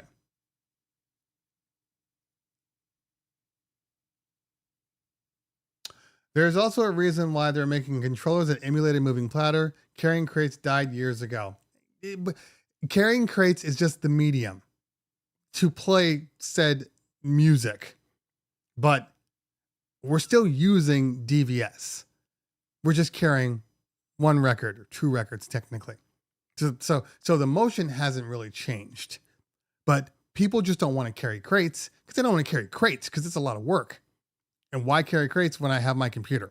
So that's the part that killed crates, not the turntables. DVS was the first thing they came out with when they started coming out with DJ turntable controllers or software. DVS. I'm not counting virtual DJ or whatever it was back then. Okay. DMS. Where'd I go? I'll take a look, Don Rafa. That's weird. Do you have tips for music programming? The countdown. I think that's where we're talking about DMS. Get a DMS. Get a countdown track. Get a countdown track. Easiest way. Don't overthink it. I have an app in here that says New Year's Eve countdown. I've had the same app and it deletes itself because I only use it once a year. Here we go. Utilities. New Year's countdown. Countdown. Let's allow. Okay. Allow. All right. So that's it. That's all you got. It's going to count down. I use this as my main thing, even though I know it's on my phone, but you need to have the actual seconds. So I keep that. And at 1 minute, I have my cue point set for whatever song that I've pulled from. Well, let's take a look. You know what? We can take a look. Well, you know what? Before I say that, let me check my schedule here. Okay, we should be good. Why are they having meetings? All right. I do want to eat at some point too. Can't play too much because I'm not trying to get demonetized. Actually, let's do it from here. We're going to check DMS first.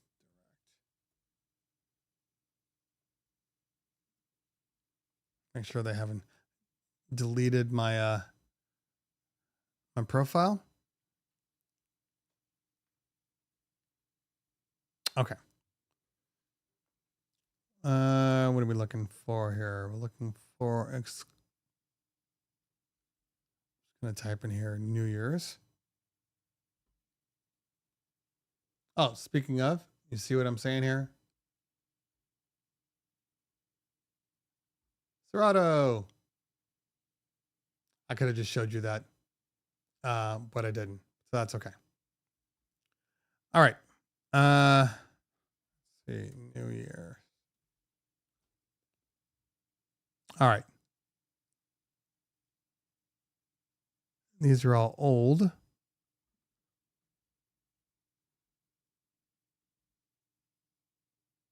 Okay, there we go. All right. So we got countdown, countdown, countdown, countdown, countdown. So if we take it,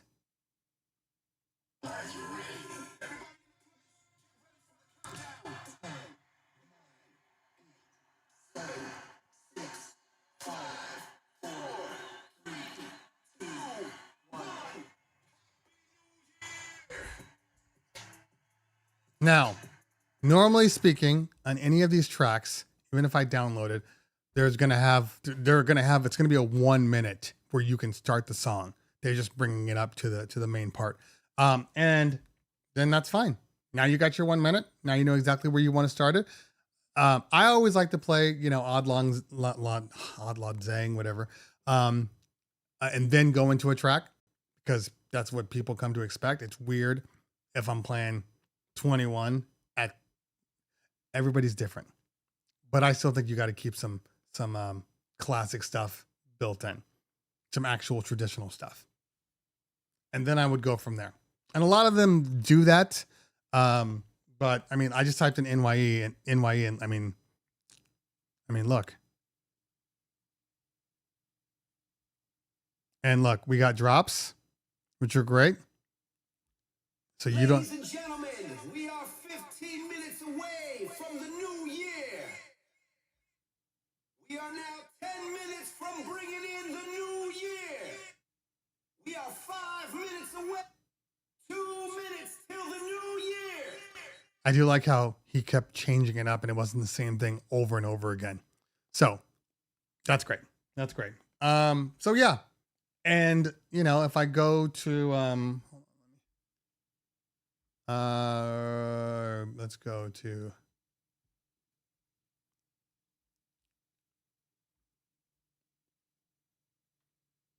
all right, let's go to BPM. And we got a New Year's playlist. And these are all drops right here. If anybody drops ski on New Year's, you can just unfollow me now.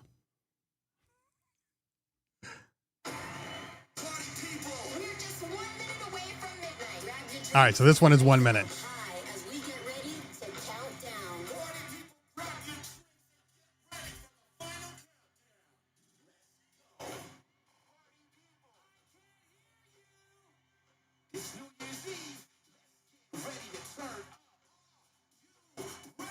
There's so many words. There's so many words in this.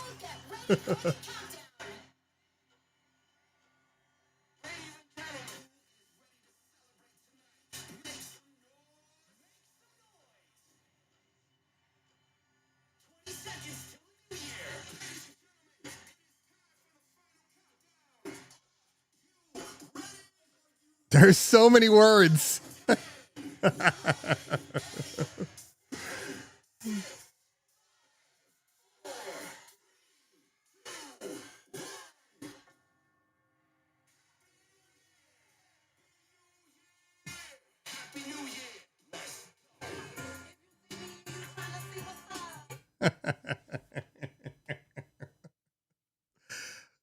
I wouldn't choose that one because it's way too wordy. It's way too much stuff happening, but you get the idea. Like there's plenty of stuff that you can pull on. The same thing that would apply to DJ City also. And if you're using BeatSource, which I actually don't have a account to at the current time.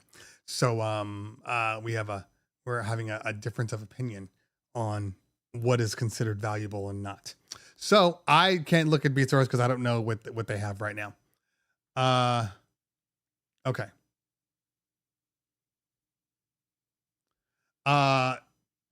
DJ Graphology, to stay on turntables, what would you consider for at home? Reloop, Techniques, Pioneer, Audio Technica. They're all good. They're all fine.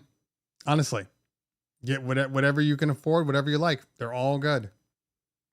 I think I'm probably going to sell my PLX 1000s. I'm going to sell a couple of old 62 mixers, and I'm going to get some Cross 12s. I think that's where I'm at. I think I'm going to get some Cross 12s, and then I'm just going to be done with turntables, with buying new turntables anyway. That's my next major purchase, some Cross 12s. Okay. All right. Pablo Miami in the building. What's going on, fam? Good to see you. Isn't it the DJ's job to do the countdown? Why have Fat Man Scoop do it? Well, first off, that wasn't Fat Man Scoop. Secondly, the DJ's job is whatever the DJ's job is. The DJ's job is to set people up for New Year's. That there's nothing in there that says he has to talk all over the microphone. I actually know people that don't like talking on the microphone, and they'll actually pre-record stuff that they're going to say. Not for like the grand entrance of that kind of stuff. You need a different MC, but like if they're doing stuff, like I've seen, galas and like, sponsorship stuff where there's like things that people that they need to say all the time. They'll pre-record it, and then they'll just play it because people don't care that you're not saying it. They just want to hear the information. But everybody's different. I obviously are going to do the talking, but I don't say, I'll say 15 minutes, 10 minutes, 5 minutes, 2 minutes, 1 minute. And then I won't say anything until 30 seconds. Then I'll say 20 seconds. And then I'll say, let's count down 10, 9, bam, play the track into whatever else is. Because any song you play directly after New Year's, I don't know. Maybe it's just an old way of thinking. I think at that point, that's when they're kissing. That's when they're hugging. That's when everybody's trying to, kind of find their significant other and their friends and all that stuff. I think you got to allow for time for that to happen. So whether that be 20 seconds or 30 seconds, that's why I like the ones that put in the Auld Lang Syne right after that. And then they play the first hook, I guess, if you will. And then they're into the track. That I'm fine with, but I think you got to play it at least once. Yeah, I know the Cross 12s are expensive, but so is every other turntable out there. So is the MK7s. They're expensive. They're all expensive. Everything that we do is expensive. So, if it's a couple $100 and I never have to buy another needle again, I'm happy. I mean, I'll still keep my phases. I actually have 2 sets of phases. One set of phases I've never even opened. Never opened them. So, but that's for when I go out and I DJ nightclubs. I need my phases. So to each their own. The reason why I haven't bought them yet is that I don't really need them because I have my phases. I don't really need them. But I like them and I use them at Harvest of Sound, and I realized, yeah, this is the last turntable that I will have to buy, which is the most important part. So I'll get them at some point. The Real DJ Dark Knight. I normally drop Auld Lang Syne and then go right into banger. Exactly. Yeah. That's the way we do it. Then drop 2 Live Crew. You know, the song I'm trying to find. I can't even think of it right now. That's the one where it starts off, "Oh, keep coming, oh, keep coming, oh, keep coming," and it has the "Come on, Ride the Train" sample in it, but it's not "We Want Some." There, it's something else. I cannot find it. You know, ain't nothing but a front door, whatever. Anyway, I can't think of the song. Can't think of the song. I can't find it. Okay. I mean, look, people have to understand. Like, I don't really have to buy it's that song, the Donald Glover parody, but I can't think of the damn song. Anyway, I am of a different place because my phone's texting.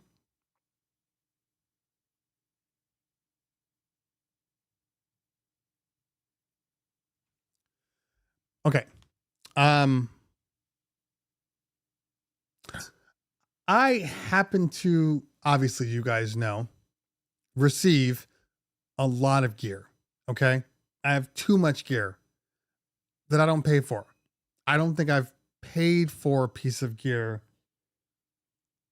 for me in several years. So if I finally want to get something that I consider important to me, you know, there's enough padding in there from all the gear that I didn't get. I mean, technically speaking, I always make a joke to my partner because, you know, anytime a company sends us speakers or whatnot, we don't send speakers back. So we keep the speakers and we use the speakers. That's less stuff I got to buy for my company. So when somebody asked earlier about, how much the difference in social dollars versus the business. The intangibles of the social are product. It's product. You know, the fact that like all the stuff I use and the stuff that I've passed down and using the LDs and even the bows, like all that stuff was given to me. You know, that's less stuff that we have to spend money on. So technically, I always joke, I'm like, dude, I should buy whatever the hell I want. I probably put in here $10,000 worth of gear on my own. So everybody's different. Sorry, I just need to see something real quick. Oh, bam.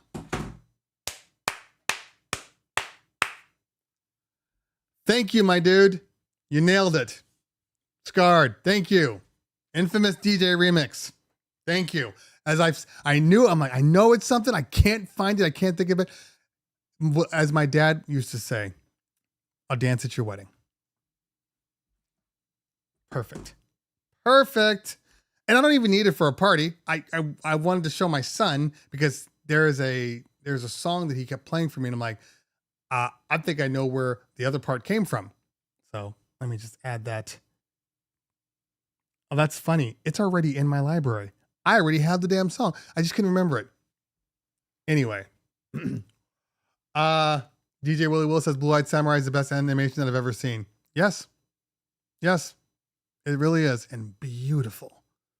Beautiful to watch. Anyway. All right, let's see here. San Diego in the house. DJ Speed, what is going on? Good to see you. How's the mic on the T7? I don't know. I haven't used it. I can. You know what? Let's test it out. Let's see. Now the problem is, obviously, you're listening to me on this wonderful thing, so it's not going to come out this way. And more importantly, we have no frame of reference for any other gear. I could do that too. You guys want me to do that? I feel like we've hit 12 And I feel like that's another 30 minutes worth of stuff there. So many options. I will at least get the microphone out. The one I've said it already. The one thing about the T7 that I can't stand, it doesn't even matter. But if you plug in your T7, you turn on the power, nothing will happen until you turn on Serato or their software. It is dead. Nothing's going on until you do that. That is the one thing that I can't stand, because it makes me feel like there's something wrong with my stuff. Is it even on? I don't know. Normally speaking. So that's actually a good question. I'm curious to know if the computer is off, does the mic work? All right, we'll do one test. And then we will talk about the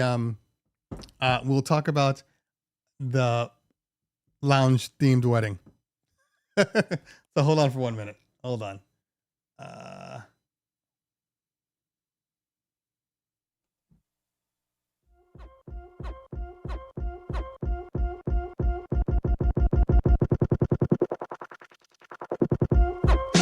Cleveland rocks.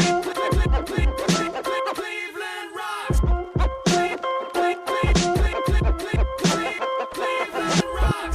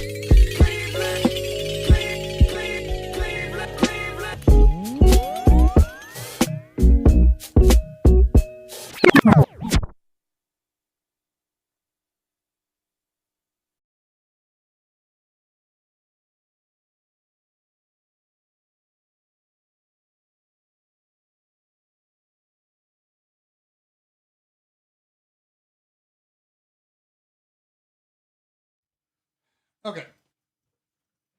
All right. First off, microphone. In case you were wondering whose microphone it is. All right. Then I'm going to need power cord.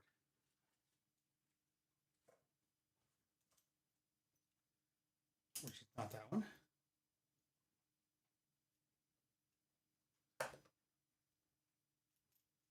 Okay.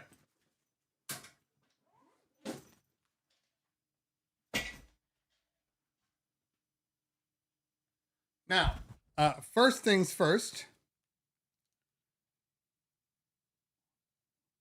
This is how much I don't consider this a microphone. First things first. All right. So this is what I'm saying. It's hard to see. See, the power is on right now. There are no indicators telling you power is on. The lights aren't working. Nothing's on. Okay. So, all right, here we go.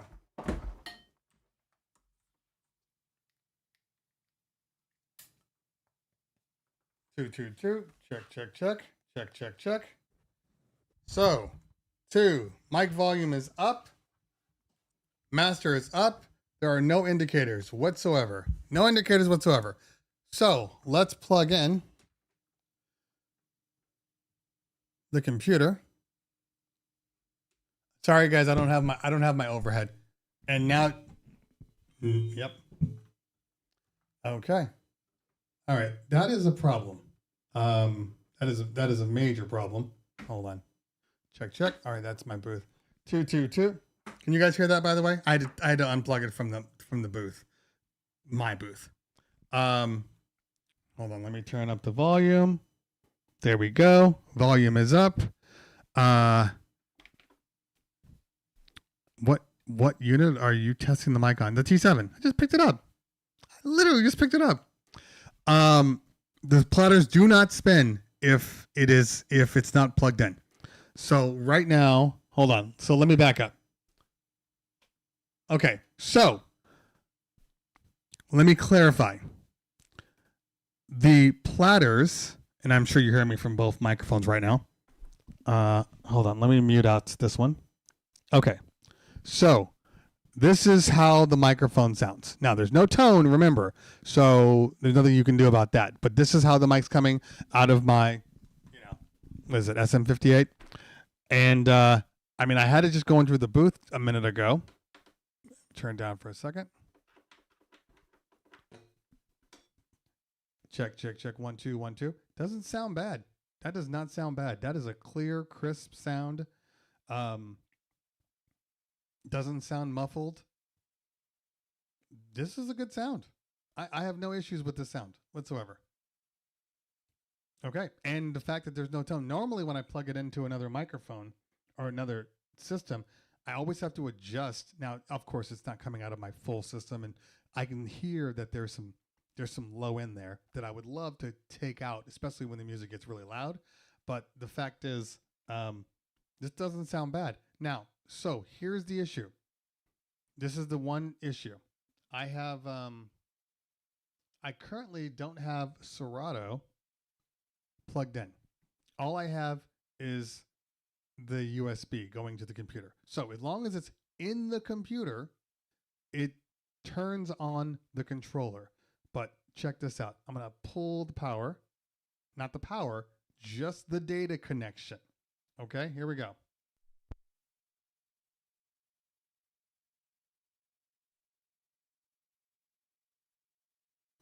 That is an issue.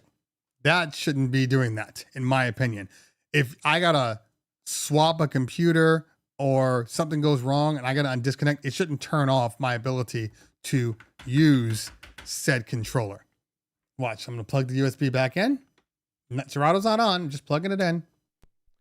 And in about a second, the mic works. So, that's a problem. Well, yeah, the clipping and the loud still, look, that's standard SM58. That's one of those things I can roll. If this were a regular controller, I could roll off some of that high. So that's the only issue. Okay, that is good to know. But yes, no, I still cannot turn the platters on. None of the buttons work. The only thing that works is the master and the microphone. Probably the headphone jack too.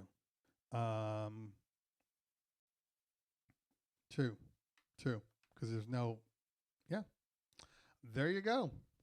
That answers the question. That's going to trickle down as a flaw in my book. Okay.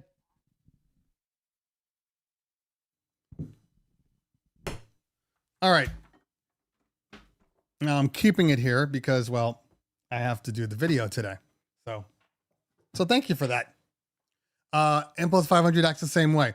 Yeah, so that's fine if it acts that way. It's not a smart way, in all honesty. It really shouldn't. It doesn't rely on power. So why does it need that to activate? That was weird. It doesn't rely on power. So why use that to activate it? It's just silly. It just doesn't make sense to me.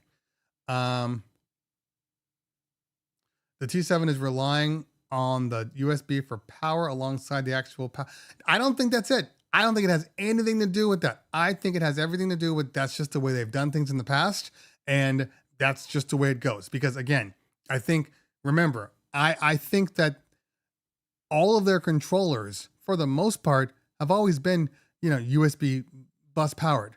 So they probably just kept the same protocols in line.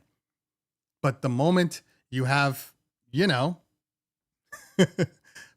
a power outlet, there's no need. I should be able to hit this button and the platters should turn, but they're not turning. Yeah. Again, flaw, not a deal breaker, but a flaw nonetheless. I am very, very happy with this controller. I know you can't see it. Overhead's not on right now. I need to find my power adapter so I can record my video, which I will do after I have lunch. When's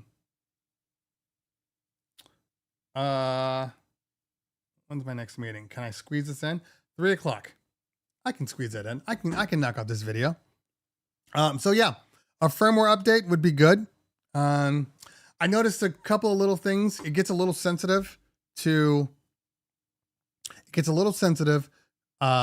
MIDI mapping if you're doing things a little differently, or if you've MIDI mapped other things. I had to completely clear and restore the defaults because I had some MIDI mapping in here and it did not like this board. I know you can't see it and I apologize. Well, it doesn't matter. You're gonna see the video anyway, so I don't care. But there is a section on here that says instrumental and vocal. Basically, they're just like hotkeys in order to automatically go to vocal or automatically go to instrumental, along with your stems buttons where you can get individually pulled. So, because for whatever reason, when I was in, I had cleared out my MIDI mapping, but I guess I hadn't cleared it good enough, because when I would hit the instrumental or vocal button on my right side, it would affect the stems on the left side, but it wouldn't affect the stems on the right side. It was getting real confused. So I thought there was a glitch for the longest time.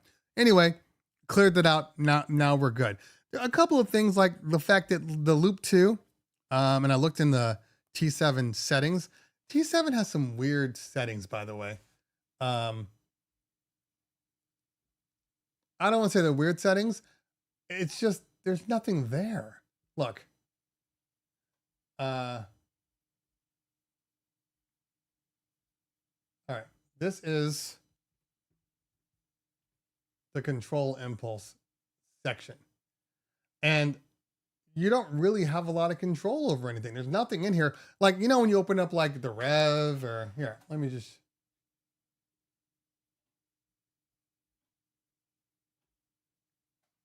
Rev 7 utility. You can modify, you know, a whole bunch of stuff, but you can't really do anything in this one. Because what I was hoping for was a very simple situation. I wanted the ability to change my pad modes, because on this device, you have Hot Cue, Loop 2, Stems 3, and Sampler 4.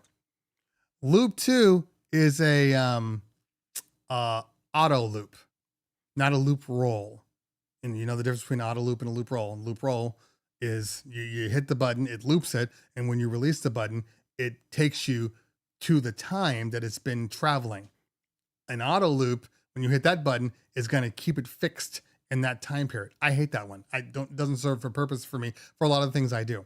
But I can't change the pad modes on here, and there's no section to allow me to change the pad modes. So it's a feature that I just don't use as much of now because the pad modes are gone. Anyway, okay, but $700 controller. For $700, it is worth its weight in gold. It really is. Okay. Let's see here.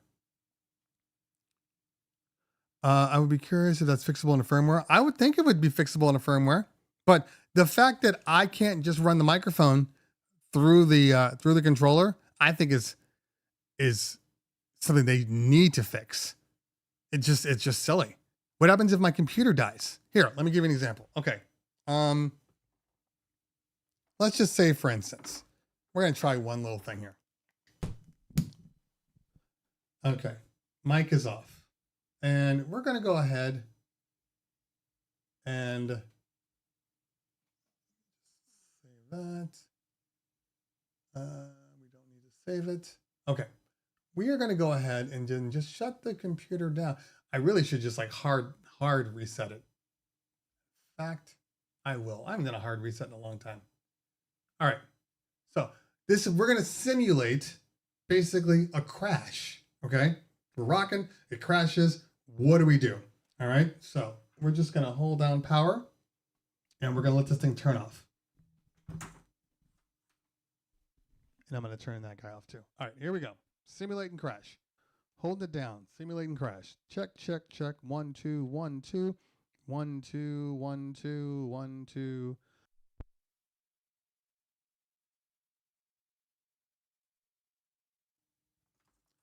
Okay. So, that's a problem for me. That's a problem. Well, we will definitely have that in the video. So, thank you guys for your annoying question to always have me check the microphone. I kid. I was gonna have to test the microphone anyway. But normally speaking, I would be like, oh yeah, the mic actually sounds good until that part, and that's a problem. Okay. Make sure we're getting vocals, audio. Yeah. Okay. Where are we at here? Where are we at?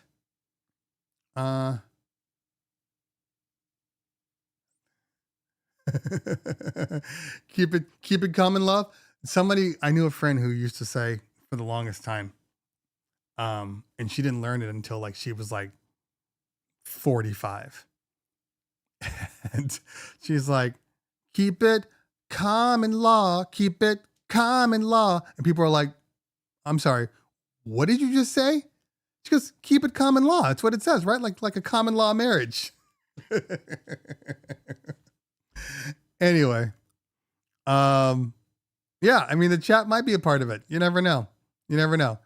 All right. Can I upgrade my 12-inch woofer and the KS112 box with a more powerful woofer? I mean, it's all just power ratings in ohms. So I don't see why not. But remember, your amplifier is rated a specific power. So if you put in a more power hungry speaker, it might power it, but that doesn't mean it's going to give you more performance because it is powered to only output a certain amount of power. Also, let's just say, for instance, it does put out more power for this new speaker. You're overheating your amp way faster, so you're going to lose all that bass probably about an hour into your event. So it's a combination of things.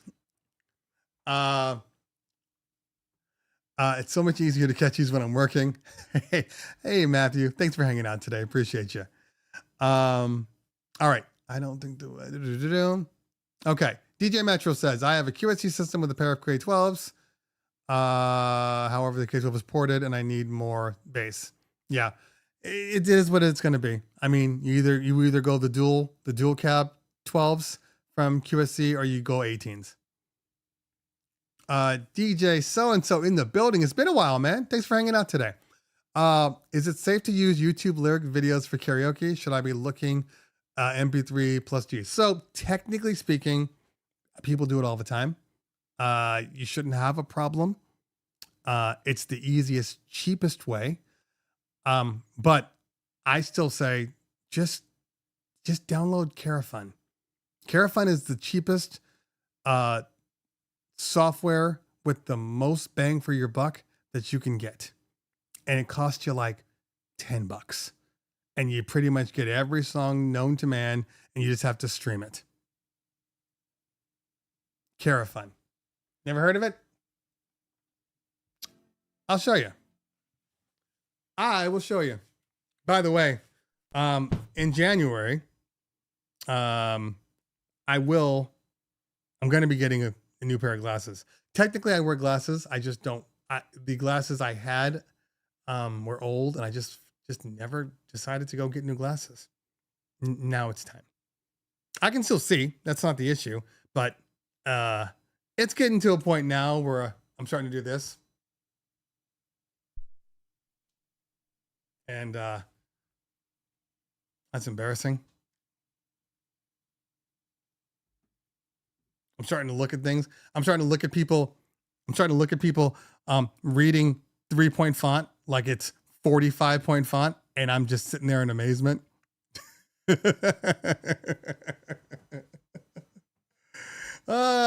So many things. All right, hold on. Let me actually,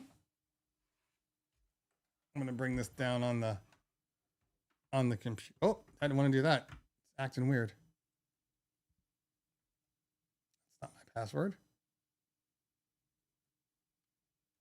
Okay. I need to be able to get to this. So I'm gonna move the controller. We've done enough with this controller now. Still doesn't mean that I don't love it, because I absolutely do. Now that I know the mic is decent, I'll be more inclined to plug it in. All right, hold on. Ah, my pocket's stuck on a button.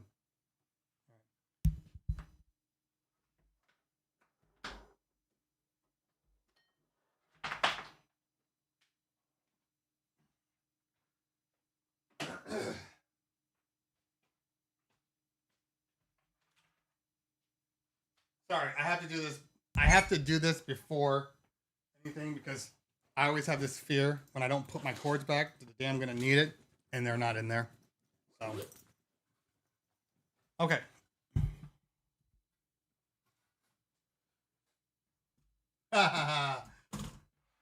Not 50 yet, man. Not 50 yet. Not 50 yet.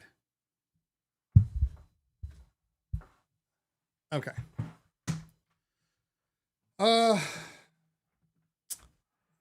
Carafun. Okay.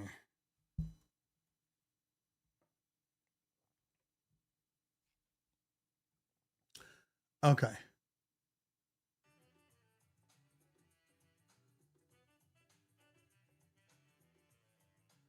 I don't need any of that right now. Let me turn off the background music. Okay.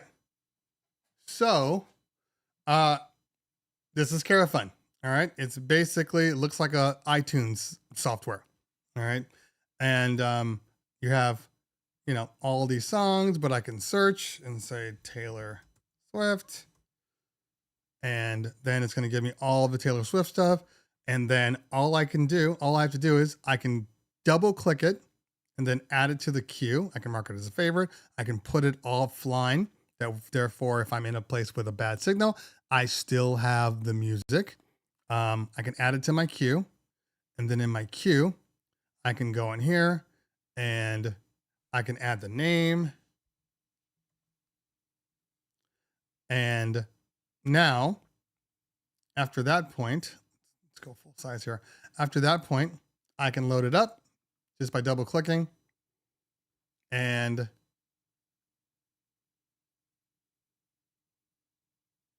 oh, it's playing right. No, it's not playing yet.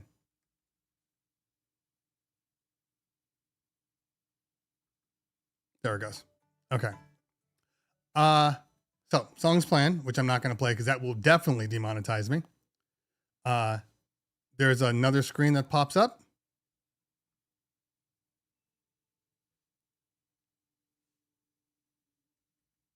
And it starts playing the thing. Done. Okay. What else can it do? As it's playing, you can go up here and you can affect the sound when it wants you to. I knew there was an update because I knew this little button wasn't working properly. But these guys right here, these are volume, these are background singers, and this is main singer.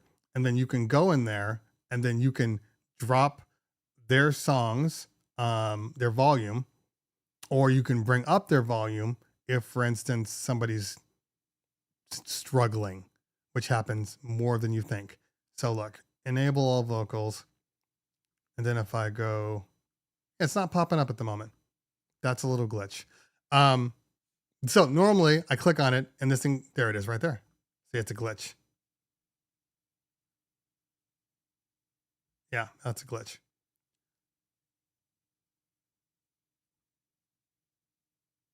Huh. Anyway, so there are faders and you can bring up the stuff or bring down the stuff. Okay. What else can you do? You can change the key of the song.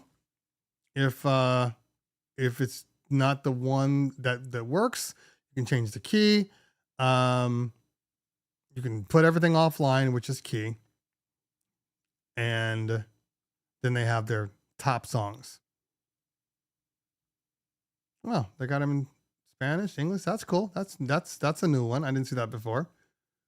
You know, and you just keep traveling down.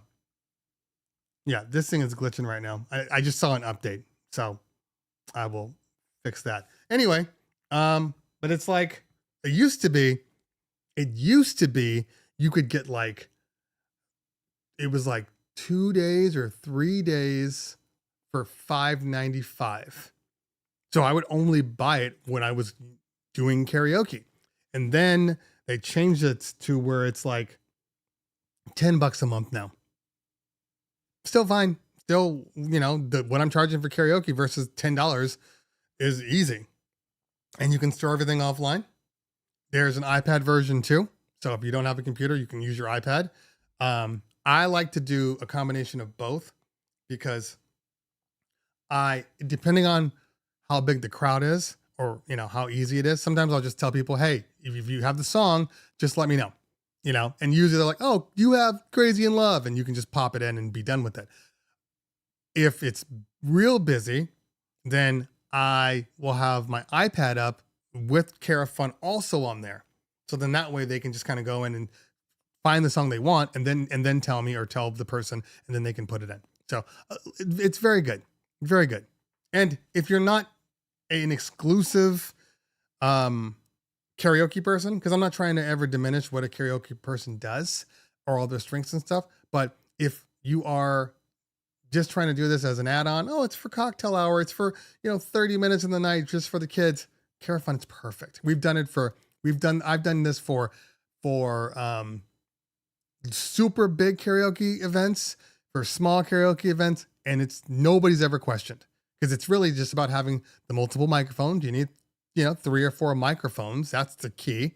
And also you need a screen. You need a screen.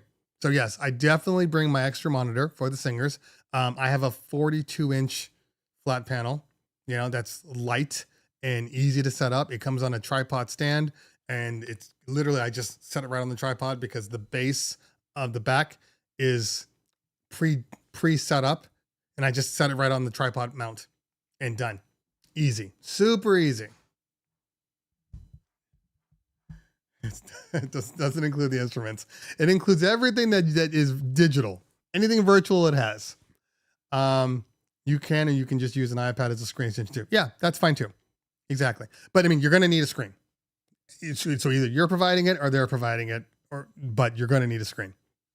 Yeah, well worth the money. Celebra Harmony in the building. What's going on? And yes, you can connect on your JBL Bluetooth speaker. Absolutely. Absolutely. So yeah, so it's easy.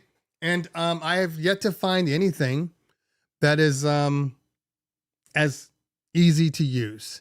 Now, every so often there'll be a song that they don't have. And like, if you're doing, you know, international stuff where, I don't know, maybe you're doing like a Persian party, like, oh, we want this or whatever. Yeah, it doesn't have that. This is pop. This is a pop karaoke app. If you're doing that, then you're going to have to go somewhere else, or then you're going to have to YouTube it. But if you're doing anything with just regular people, would you know, general, because keep in mind, look, we've had karaoke forever. And in the past, you had whatever the karaoke DJ had. You weren't able to just pick whatever in the world. If they didn't have it in their book, then you weren't going to play it anyway. So the same applies here. They just happen to have a lot more. It's basically the title of karaoke, basically.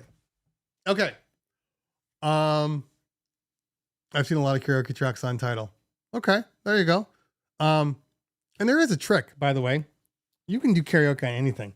I'm gonna do a Instagram post. Because I can't do it here because you can't see. Well, maybe.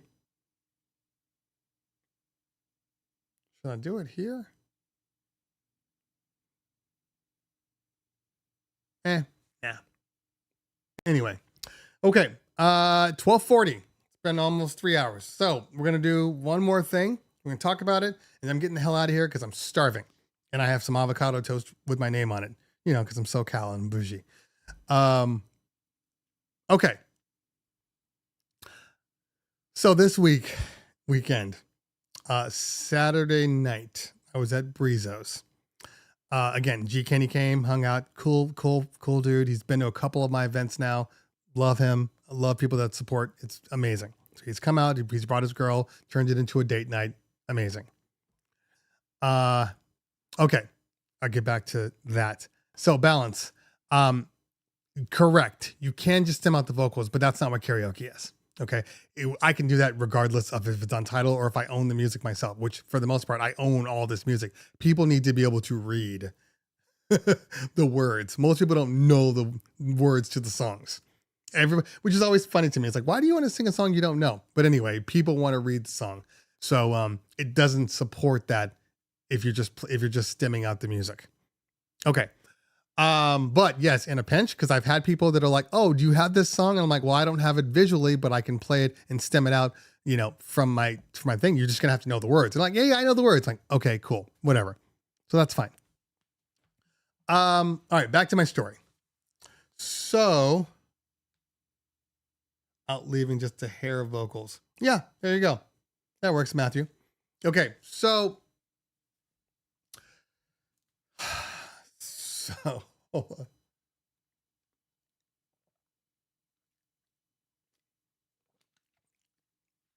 You're right. You're absolutely right, Matthew. I just don't care enough. If I'm doing that much karaoke, then I'm using Carafun and it's got the faders already there. You know, but I agree with you. But I mean anyway, we won't go there. Okay. So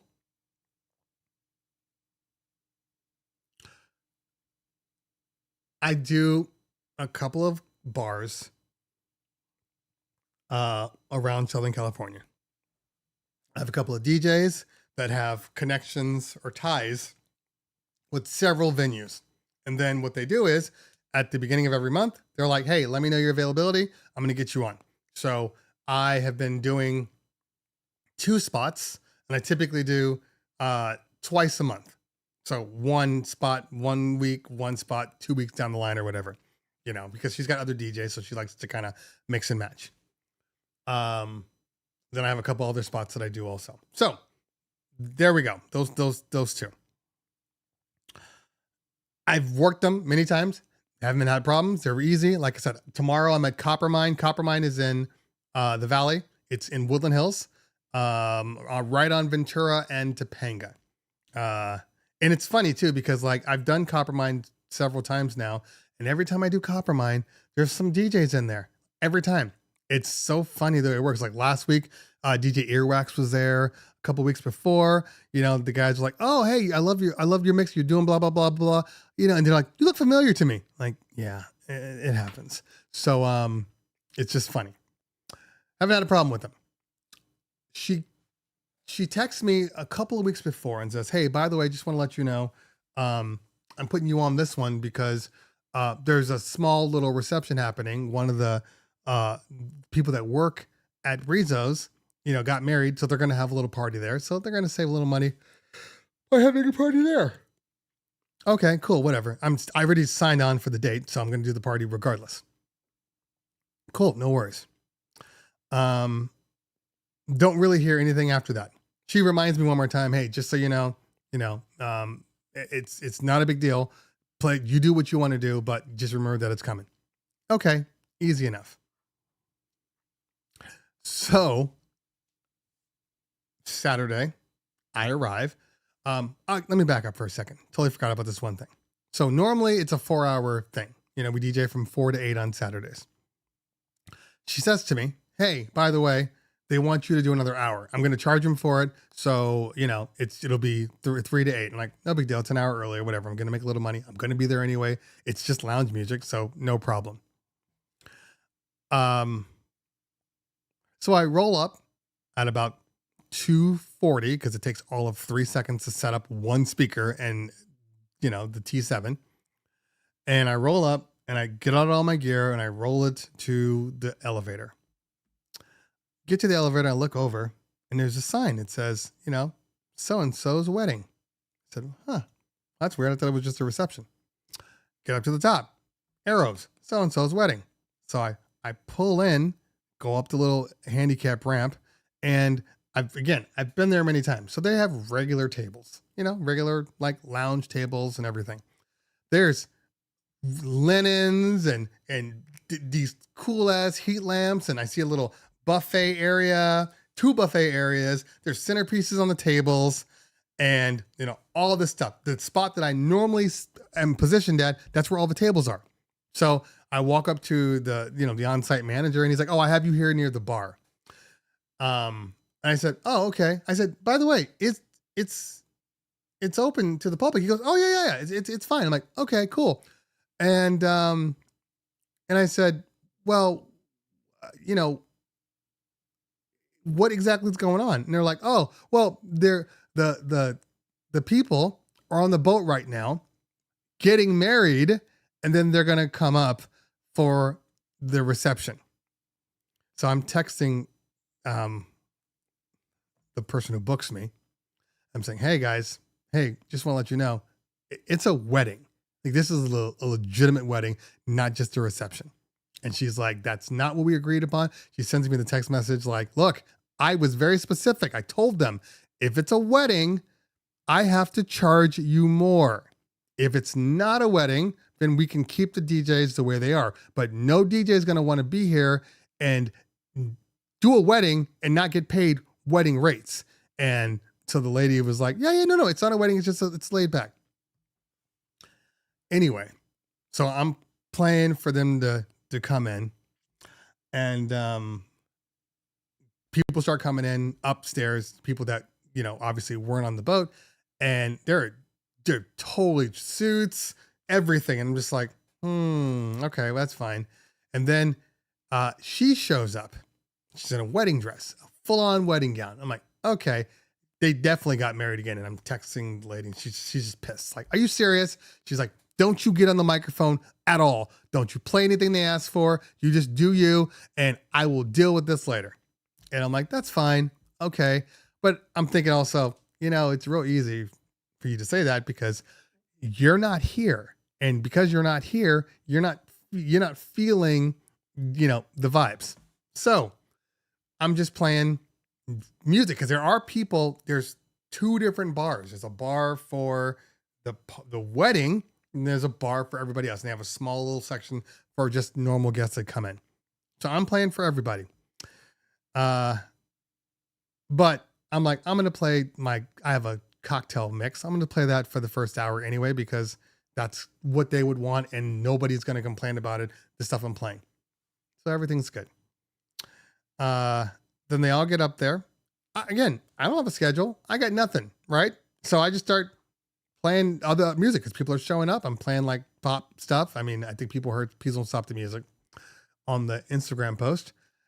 That's going on. And then the new husband comes up and says, hey, by the way, everything's great. You're playing great. Don't you hate when they do that, by the way? Hey, love what you're doing. And they love what you're doing, and they're about to tell you that they want you to do something else.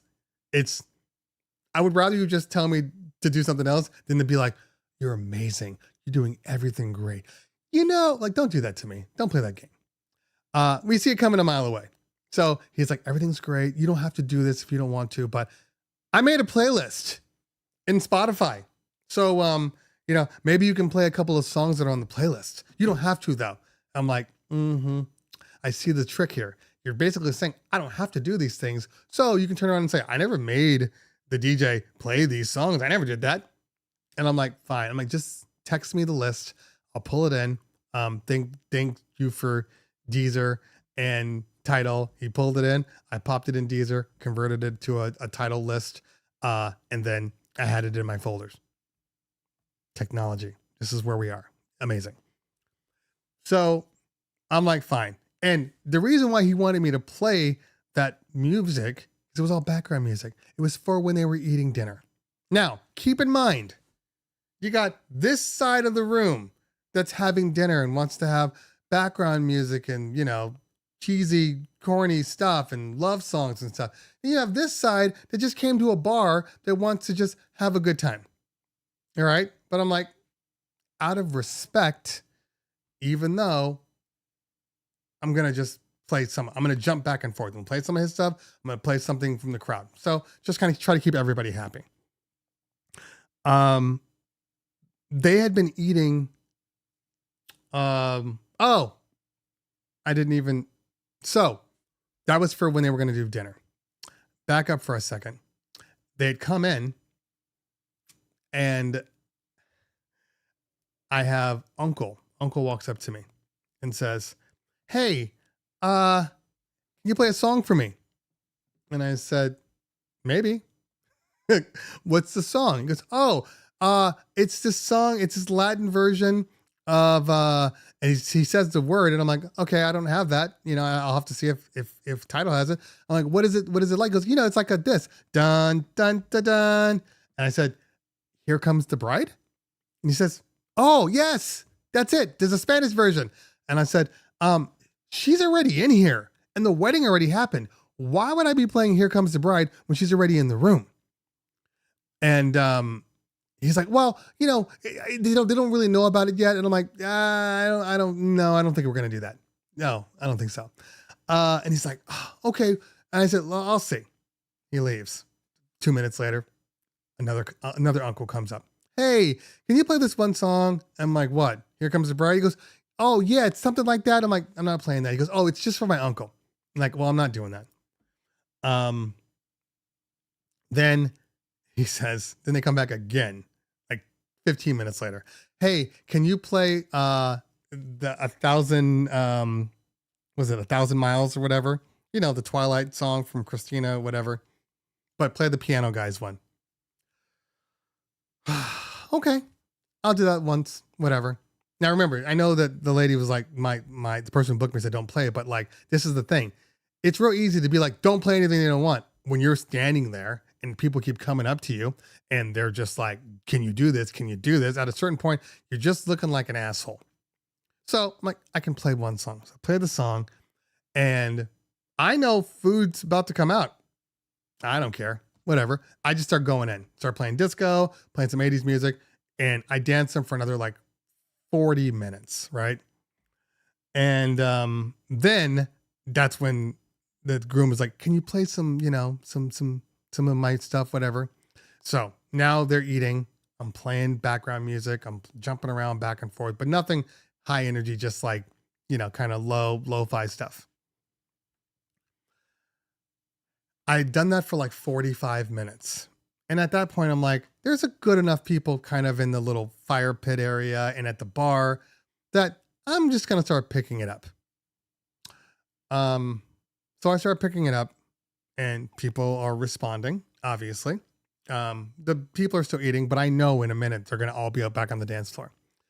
So old lady walks up to me, clearly either grandma or mom, and says, hey, we're about to do cake cutting. Can you play this song? And I said, no. And she says, what do you mean? We're about to do cake cutting. We need you to play this song. And I said, I don't work for you. What do you mean? I work for the venue and the venue has your event going on, but they also have people here and I need to get the energy level back up and start these people back to what they expected when they came here. So what are you saying? You're not going to please me? That is exactly what I'm saying. I'm not going to play your song. I'm now moving on. So, but the funny thing is, I started bringing the energy up, and the entire wedding party comes right to the dance area and starts dancing. So again, I'm like, I don't really care. I know what I'm doing. But this is the key here. Okay. I'm playing music for the crowd that's on the dance floor. I'm playing for the wedding party, right? So I'm jumping around. I'm reading the crowd. I'm playing some Latin. There's a lot of Hispanics there. So I start to go Latin, I'm jumping around, but always focusing on keeping them involved. The people at the bar, whatever, they're still bobbing their head and everything, but they're at the bar. So I'm like, I'm just going to focus on this. Party goes till 8. They've been dancing for the past hour. 7:45, I'm getting text messages from the lady that books me and says, hey, 8 o'clock, you turn off the music. I said, oh, I know. I'm definitely going to do that. Manager comes up at like 7:55. Hey, I know you're going to be stopping at 8 o'clock, but can you start to bring it down now? Because, people, it's in a hotel. So we're in the middle of the rooftop at a hotel. So there's rooms all over the place. I said, absolutely. Of course. I played Don't Stop Believing as the last song. And I ended. I don't have a microphone, mind you, because they didn't pay for a wedding DJ. So no microphone. I just turn off the music and that's it. And they look over at me. I'm like, thank you. But I'm just standing there because I know what's coming. We all know what's coming because that's the real world. We know what's coming. About 3 minutes later, the bride and what I believe is her best friend come up to me. Hey, why'd you stop? Because the contract is done. We went from 3 to 8. That's what you asked for. Yeah. Son of a bitch. Yeah, but you would still be playing normally. And I said, no, on Saturday nights, we stop at 8 o'clock. That's the ordinance. That's just the way it works. On Fridays, I DJ from 4 to 8. Same thing with Saturdays. No, I work here. I'm a manager here. I know for a fact you play to 10 o'clock. I said, that doesn't happen. And of course, people have been drinking. So it is what it is.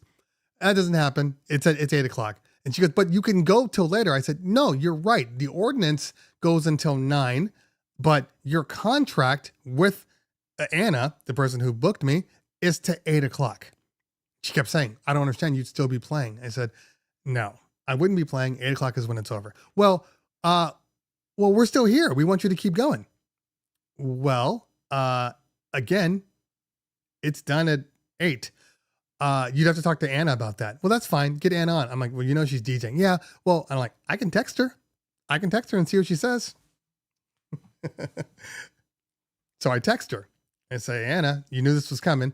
They want to go over. She says, tell them $500 for the hour or nothing. So she said $500. And she, $500? That's insane.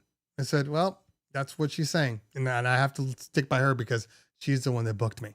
And I'm not going to try to take I'll give you 100 if you stay. No, I'm not doing that. This is my relationship is with Anna, not with you. You don't matter. Well, I don't understand. This is ridiculous. You were going to play anyway. And I said, and then I had enough. I'm like, look, the reason why Anna's charging you $500 is because you booked a wedding DJ, but you only played lounge prices. I've now played for 5 hours and but you'd be playing anyway. I said, yes, but I wouldn't be playing for you.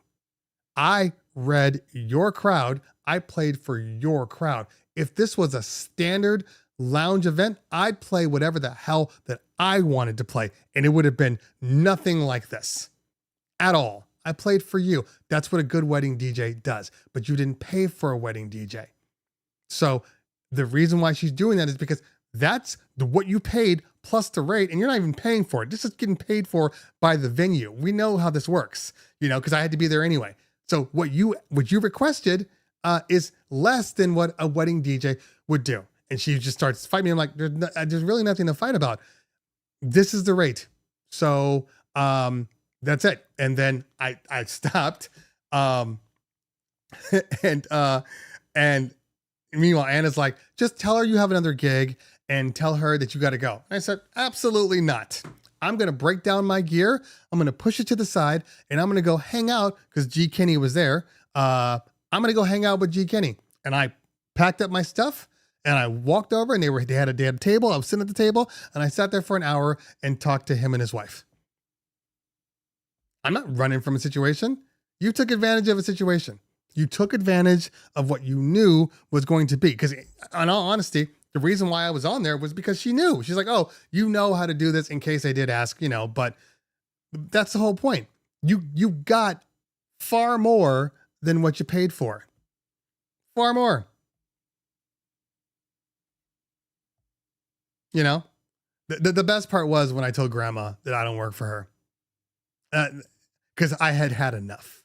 You won't play this for me? No. And then I saw her go tell the groom. I'm like, I don't even care. I don't even care.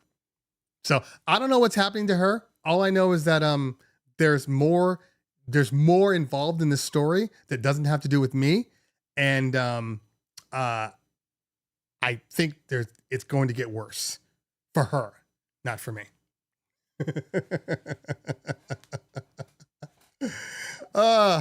Yeah.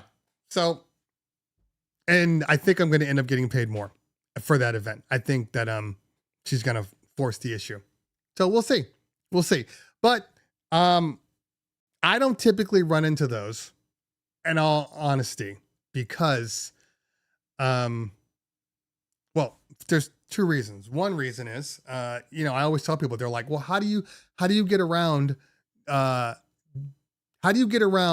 knowing for sure that they're not booking a wedding and that they are booking just you as for a small little lounge or backyard book? How do you know that? And I said, well, that's simple. Never charge less than what your minimum expectations are. So you never walk away feeling like you got completely abused. So like if you charge, everybody's different, but let's say for a DJ only, for somebody of me, I'm at least $2,000 normally, but if I'm doing a backyard party, maybe I'm 1,000, and I don't have to get a microphone, whatever. Everybody's rates are different. So don't go here and try to take it and be like, I'm 1,000, I'm 2, whatever. I'm just saying everybody's are different. So you got to make the number, that minimum number, whatever that minimum number is, has to be something that you are willing to accept without feeling like you just got, molested. So that's the key here. That's the key. So I have my minimum is my minimum. So I know, it's going to be any person that hires me to do anything. There's a minimum of $250 per hour. And that's only up to a certain amount of hours. If you get to a certain point, or if your event is, different, well, then the rates are going to change, but I ask all the questions because everybody likes to play the games. Bar mitzvahs are expensive, and people will do this. Hey, I'm having a birthday party. So it's a kid's party only. I just need a DJ, maybe an MC, and I'm like, okay, cool. Kids party. Cool. Where's it going to be at? Oh, it's going to be at, this venue. Okay. I know that venue, no matter what you do, is going to cost you $15,000. Okay. So, how old are the kids? Oh, 12, 13 years old. Okay, cool. Are there going to be any adults? There's going to be a few. Okay. So, this isn't a bar mitzvah? Well, it's more of a birthday party. Okay. Well, here's our bar mitzvah package brochure. Because I know the game they play. Everybody plays the game. Look, as a salesperson for your company, you should be able to determine where they at. You have their, you typically have their address, you have the venue, you have, where they live, like all of these little things are points to determine what they're trying to do. And unfortunately, some of it is, ethnicity. There's certain ethnic groups that will always try to get you for them to get more for less. There's a couple of groups out there. I have a lot of a la carte ethnicities out there that are like, well, I already have my own DJ. I just want an MC and dancers, and I want you to bring this. No, we don't do that. Well, it's just a kids party. No, we don't do that. because I know I'm going to walk into 300 people and it's going to be a $300,000 event and you're just trying to cut corners. So the more information you can get up front, the better you're going to be, because it happens all the time. Happens all the time. But that's why your default rates should be whatever your rates are. If somebody says, oh, let me go pull his bar mitzvah brochure, it's going to be the rates that I expect to be paid. Now, here's the thing. I have some people that will call me and they're like, hey, look, our party is really not that big. It's 30 kids. It's a bar mitzvah, but it's only 30 kids. There's only 20 adults. We don't need a package this big. Is there anything else you have? Absolutely. I'm going to customize it. I got a smaller package. I can do an MC and a DJ. That'll save you some money. Yada, yada, yada. But I don't start with the minimum stuff. Like we have a wedding brochure, but it's only 2 people. So it's going to be less than our bar mitzvah brochure. But the wedding brochure isn't available to bar mitzvahs. Why? Because they try to take advantage of you. For us, we need dancers in order to do a bar mitzvah. There's just too many people, the kids, all that stuff, keeping order. You need to have control. That's why we have dancers. And any bar mitzvah company worth their beans are going to tell you, yeah, you need dancers. But a wedding doesn't need dancers unless they want them. So it's just an MC and a DJ typically. Here's the thing. If they see the MC DJ prices, they're automatically like, well, I don't really need dancers. I want this one. We don't do that. What do you mean? We don't do that for bar mitzvahs. If you want bar mitzvahs, you need dancers. I don't care if it's one dancer. You need dancers. But I don't understand. Look, it's a matter of control. And you're not going to make my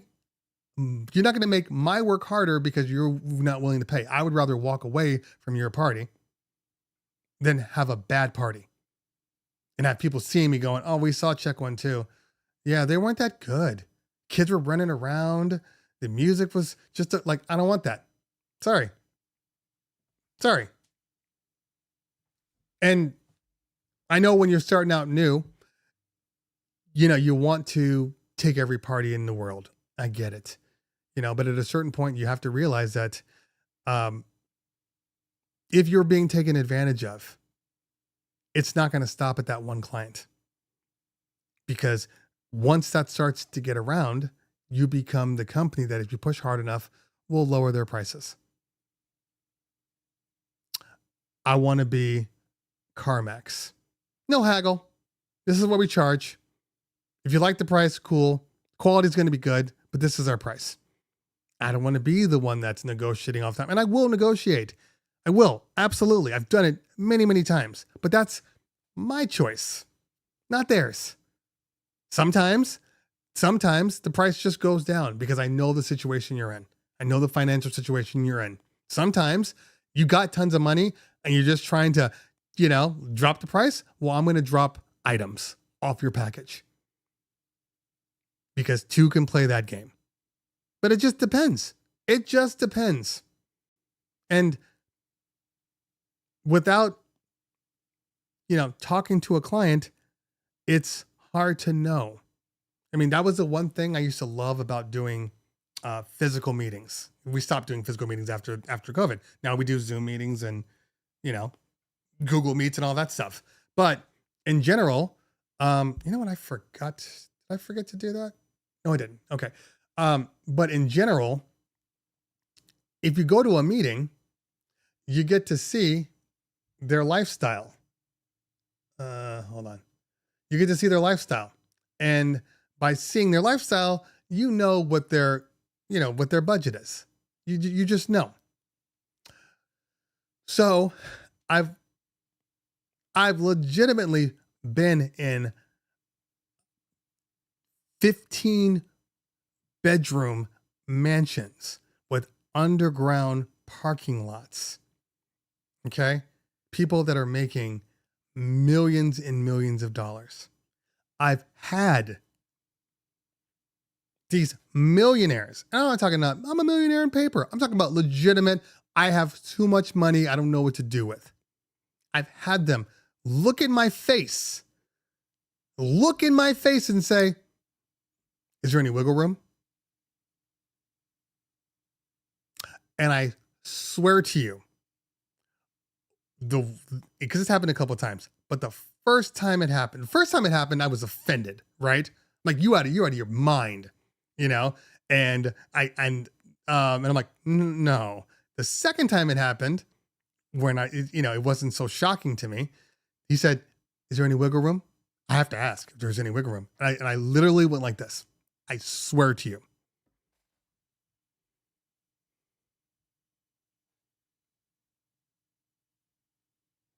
No.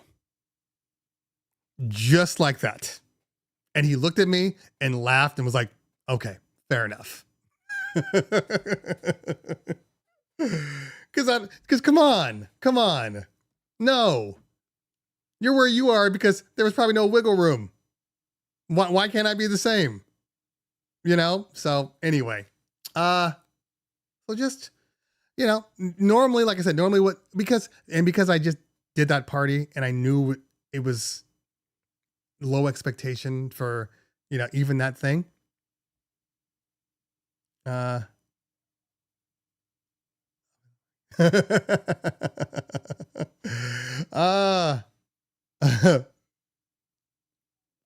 have to look into that. I'll think about it. People get it's the numbers game is a real sensitive subject, and I get it, but because everybody's rate is different, it becomes a complicated situation. That's why I don't really talk about like main numbers, because I know people want to take it, and we are for bar mitzvahs, we are upper price, but not overpriced. We're not the most expensive. I guess it depends on the package you book and the tier you book. In some cases, yes, we are the most expensive, but in most cases, we're actually right in line with like, top tier companies. Wedding wise, we are, I would say we're mid to maybe to a little high. I don't think we are. Just, people want to always devalue the DJ for some strange reason. And we don't do as many weddings. So it's like, if we're going to do the wedding, let's get paid on the wedding. Let's not just do a wedding just to do it. There's a lot of work in weddings. So yeah, we're equally priced, but everybody's different. Anyway, all right. I think that's it, because it is almost 1:15. You can look for the T7 video to come out.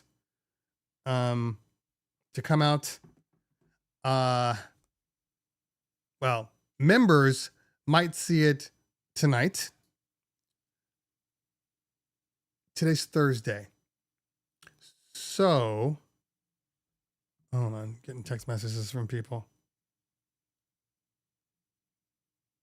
I'm okay. I'm not going to deal with this lady. I'm about to just remove her package. Anyway, I don't typically like to put videos out on Fridays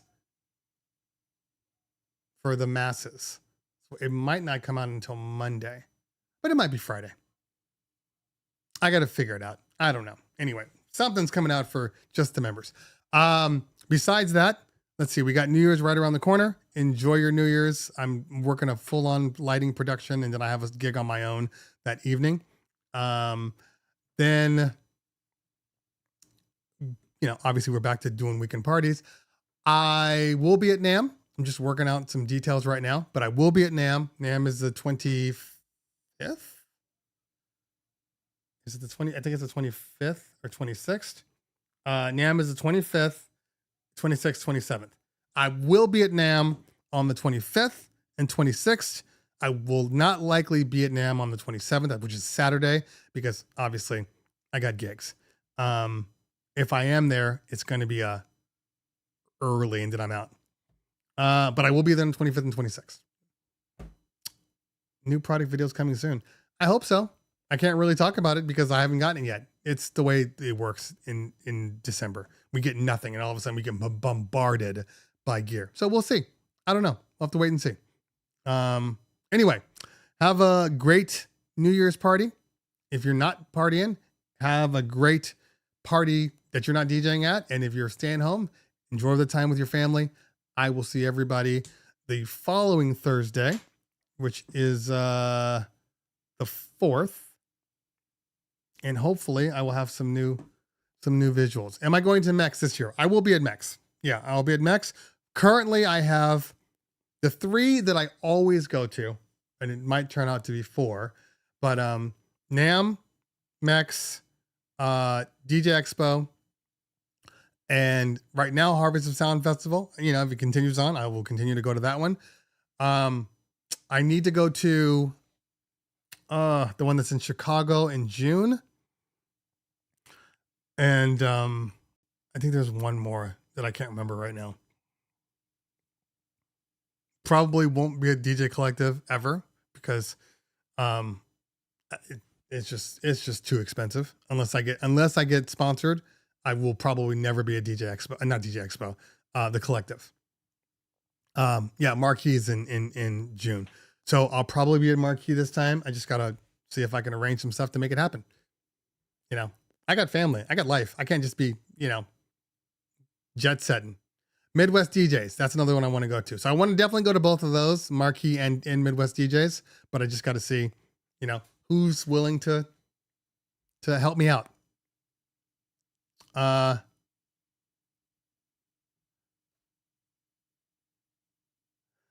Jerusalem says it depends on how much sound you are bringing and how much effort it is for you. If it's easy, I'd say 800 is more than worth it. Okay. Here's my opinion on this. Okay. No matter what you're doing, regardless if it's a wedding, if it's just a little private little thing, your minimum should be your minimum. So let's just say your minimum is $150 an hour, which is very reasonable. By the way, you know, mine is much higher than that, and I don't bat an eye. But let's just say it's $150 an hour. Okay. A typical wedding with a ceremony is usually 6 to 7 hours. Okay. We can say 6 at a minimum. So 150 times 6 is 900 right there. So that's right there. The minimum should be at least $900. But if you are emceeing, if you are providing lighting and sound and ceremony, it's got to be higher than that. So in general, $800 is like the bottom of the barrel, in my opinion, for a wedding. No wedding should be under, even if it's a DJ only, no wedding should be under, I'll find a happy medium and say $1,000. No wedding. If you are working and you're working the average wedding, $1,000 is the minimum regardless. And I personally wouldn't even do one for $1,000 a wedding. I would walk away from it. So everybody's different. Yeah, everybody. I think that was for a school dance. School dances are different. School dances vary by the school. That's why we don't have a budget for schools. It drives me nuts when I hear that, like, oh, this DJ charged, $6,000 for our dance, and nobody danced. I'm like, well, that's because he's not really in it for the DJing. First off, he's in it to make money. I'm not trying to make money at dances. Now, the reason why I don't have a price, because literally, yeah. So Matthew is saying his wedding started $2,200. There you go. Yeah. Yeah. Mine is close to that. I think ours starts at 2,000. For our weddings, minimum 2,000. And it is what it is. And that's just for the standard, 5-hour package. It doesn't count anything else we're going to bring or do. If you need us to do ceremony, that's an extra fee. If you need us to bring a gobo, that's an extra fee. So everything is different. It just depends. When a school calls me, I just ask them what their entertainment budget is. Because everybody's different. Some schools legitimately, and again, it's all relative. Okay. If a school's doing, a sweetheart dance and it's 2 hours long, I'm not charging them $2,000. That just feels wrong on every level. For me, you do what you want to do. But for me, if I'm only doing DJing for 2 hours, no, definitely not. So I always say, what's your budget? And then once they tell me their budget, I can work around that. I mean, I'm probably not going to do these parties anyway. So I send people, that are training. I send people that are newer, go out and go do this kids party real quick. And I pay them less. Everybody wins. I'm getting some training out, but I've done schools where I'm like, what's your budget? And they'll be like, oh, it's 3,000. Okay, cool. We can work around that. This is what you're going to get for that 3,000.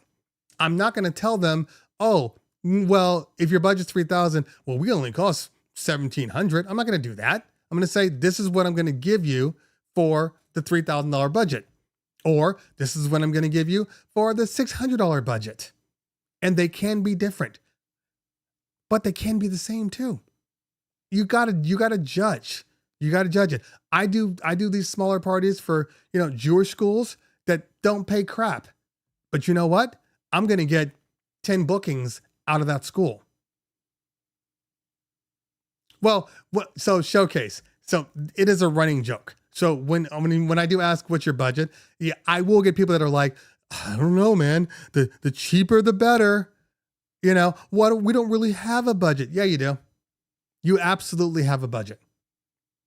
Now, the people that are typically saying, I don't have a budget, and they legitimately mean it, are the ones that really can't afford it.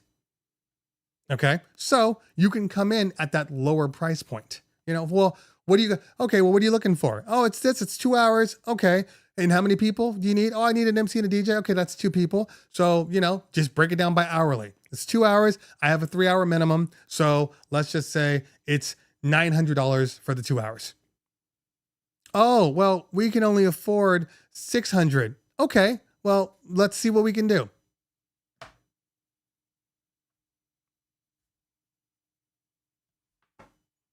Drew, if they lead with their budget is only $600, set parameters. Exactly. And you're not trying to make a profit. I mean, everybody needs to make a profit, but for me, it's more like, just don't lose money. So for certain schools where I know they're going to turn around with larger paying clients later on, the schools that I'm in where I know the medium income is X amount of dollars. So I know they're going to pay, or they're just rich people. Yeah. I'm getting a benefit from this. They're going to come back. I've booked more parties. If I book one bar mitzvah from that, $600 small little kids event, 2-hour kids event, I've made more than enough. And typically speaking, I book a lot more than that from doing these parties. We pass out cards like crazy, and that's the way it works. Everybody wins. But if you go into it literally like this, and even for high school events, and you're right, it does depend. High school events, I charge high school proms and stuff like that, and like grad nights, I charge them like I charge for my weddings. So they do start at about $2,000, and then we go from there. If they tell me, oh, it's this and this, I need all this and I need all this lighting, well, then it's going to be the upper lighting package and so on and so forth. So it just depends. It honestly just depends. This is where you managing your company and managing expectations and really, doing what you need to do is going to be valuable. Knowing the area, knowing what your price points are. Because I have a school in Calabasas that won't pay over $800. Won't pay over that. And they have tons of money, but they won't pay over that. And I actually had to raise the rate after the pandemic just to get to 800. And that's normally where I send all my rookie DJs and MCs for training. They won't pay over that. But 25 to 30% of my clients are at that school. So it's worth it. I have schools out in Redondo Beach that Their budgets start at 3K and they don't even bat an eye. So I'm not going to send them, well, here's our, no, this is what we're going to get. They all balance out. DJ, as a DJ for me, I charge $600 for high school dances for DJ, mic, important stuff, down payments, no lights. How long is your high school dance, DJ? Is it DJ as a DJ? I think so. Let me know what your high school dance, how long is it for? Time is of the essence. Where you have to go to is of the essence. Like all these things play into it, you know? Sam says, how do you organize your crate by BPM or find that gets boring? Do you organize it by your crate? I don't organize my crates. My crates are a trash can for all the hot shit that I play. In other words, I have a hip hop crate. I have a 90s crate. You know, I have R&B 2000s, R&B 90s, and they are just in an order of when I dragged it. Hold on. So, in other words, if I need to pull by BPM, I just resort it by BPM. That's the whole point of having all these options. You can sort it by however you want. You want to sort it in alphabetical order? Do it. You want to sort it by playlist order? Do it. If you want to sort it by date because you want to know when, you know, I want to play the newest track that I have in here? Do it. There's no right answer. Everybody's different. You know, but sometimes I'll sort it by BPM if I'm trying to stay in a thing. It just depends.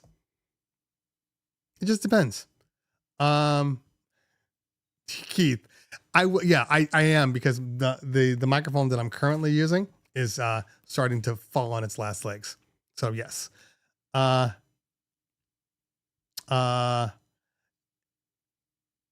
Lastly, Sam, you're late. We already talked about that. Do you think controllers will evolve into similar cross 12 types of technology? We're already doing it.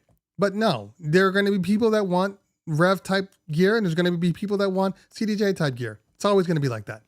So we're going to see it. It's never going to be, you're not going to see a mass changeover from people that are using CDJs or capacitive jogs. You're not going to see all of them move over to a Rev 7 because it's got moving platters, or a T7. But you are going to see DJs that came from turntables wanting to go to Rev 7s and T7s and cross 12s. That's the only difference. DJ Seth with the $5 super chat. DJ Ted E with the $20 super chat. Thank you so much, fam. I appreciate you. Okay. Last thing. I sort by everything, Sam.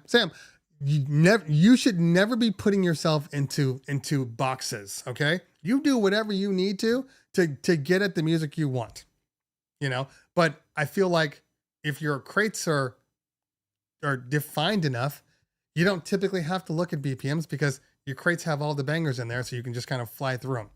But if you require BPMs because maybe it's the music you're not as comfortable with, or you don't know, or you just want to get all the tempos in the same, because even when I sort by BPM, I'm not going, well, this is 124, so I'm going to play 124. No, I'm just saying these are the range. This is the area I'm going to stay in. That's it. So I might play this song. I might play this song. This one might be 23. This one might be 28. But I'm going to play it because they're in the box that I'm trying to play in. But don't put yourself in a box. Don't do that.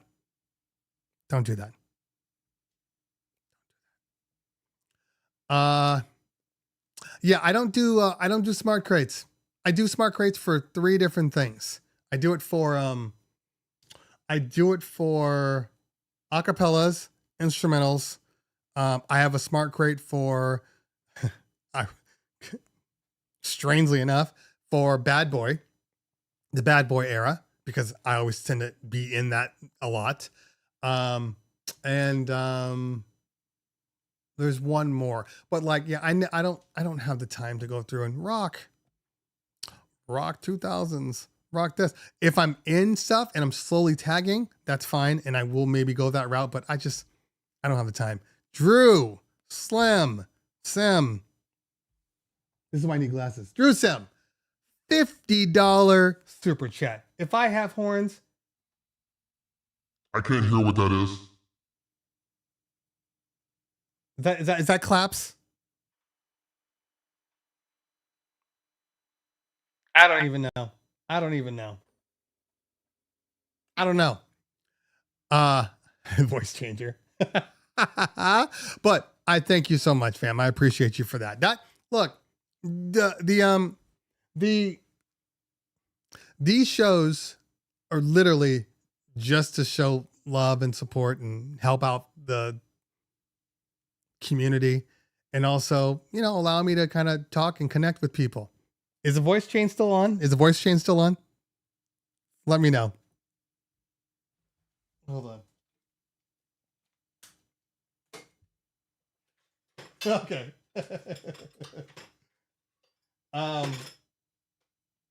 Hold on.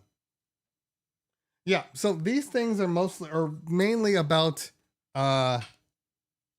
just connecting with you guys and girls and people. And I mean, we've been on for almost 4 hours. Jesus Christ.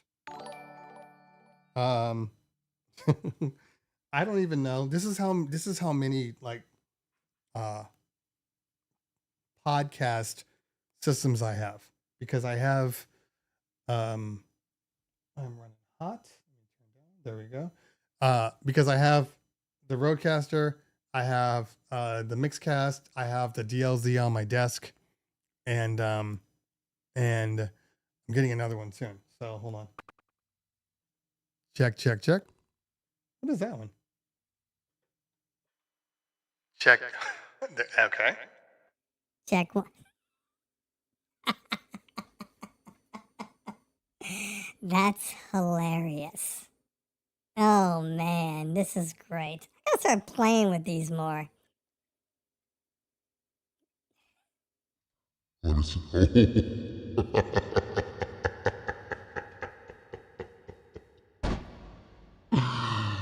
Oh man. I definitely need to bring this one. This one is the best.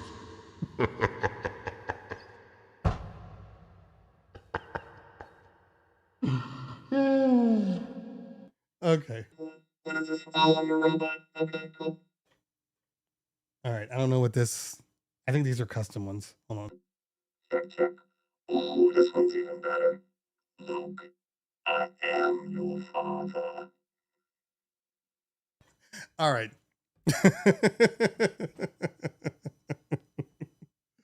Oh man. Oh God, that's great. Yeah, I know. DJ Cove is all about all his samples, and he uses everything, and I'm just like, I don't really use them, but I might have to. I might have to now. This might be maybe when I get into some of my deep rants, I might have to rant like this. This might be the way I have to rant. You never know, but this might be the way. Like you know, when the people are like acting stupid and they're talking about politics or something, or they're being dumb, I want to be able to yell at them like this, because I feel like, you know, the rest of the community would just laugh, but like I'm still attacking. Cause this one, that's death. That's death. Okay. All right. I definitely got to go. I'm going to answer one more question. We need an auto-tune T-Pain. Is it bad if you don't collab with guy DJs because you've been discriminated over the year, but you collab with female DJs? And I'm 19 years old and I've been DJing for 11 years. Okay. So, first off, DJ, I'm assuming then that you are female, or you're a male and you just like DJing with females. So I don't know, because that does play into it a little bit. This is one thing I will say, and you collab with whoever you want to collab with, but this is what I will say. Female DJs are the most supportive community on the planet, and they're inclusive. And then I see you said boy. They're inclusive. They will bring anybody in. They don't judge. They just are all supportive and they have a good time. Males are competitive. Males have ego. Males don't like being shown up. So if you get into the wrong group of people, and there's a lot of dickhead male DJs out there, that's going to happen. But the trick is getting, you just need to find your right people. You need to find your right tribe. And then there's no issue. But you got to find that right tribe. And it takes a minute. You're only 19. You still got time. Okay. DJ Lopes in the building. That's fantastic. Okay. So anyway, Sam, you're very welcome. I know you send them, and I do listen to them. Sometimes I don't have time to just respond. Like I listen to it when I'm driving in my car. There's another guy. I did that video about the cool. I like to try to post cool IG people. So I'll pull one of their cool videos and I'll post and be like, hey, if you're not following this guy or girl, follow this person. Now I have a guy or girl, I don't know what it is. They post every day. Hey, new blend. And it's a lot. So it's just a matter of time. I only have so much time. I'm one person, So, but anyway, Sober Harmony is absolutely right. I've been on here way too long. I need to eat some food. I need to prepare for my calls, and I need to shoot this T7 video. So that's what I'm going to do. Thank you guys for your time. Everybody that has super chatted me today has been absolutely amazing. I appreciate you all for it. Means a lot, honestly. Thank you so much. And everybody else, for all your videos, DJ Don Rafa, you are very welcome. I plan on doing many, many more. I just, I talked about this last week. It's all about me getting right mentally, physically, everything. Changing some bad habits that I've developed since the pandemic. I want to get away from them. So there's some things that I will be doing. And one of the things is, and if I do this correctly, Remark in the building. What's up, fam? Good to see you. And if I do this correctly, you're going to see more content because there's going to be more time dedicated to said content. So January, new year. Anyway, it's Relay. Thank you so much, fam. Appreciate you. So enjoy your New Year's. Hopefully you guys have some amazing New Year's resolutions coming up. I don't have many, but the one I have means a lot to me. So we're definitely going to do that. Did you want to review the Maestro DMX? I have it. True. I have one. It's actually sitting right over there. I've actually been using the Maestro. I just started recently using it because I've been using the ILS stuff. So that's been more than enough for ILS.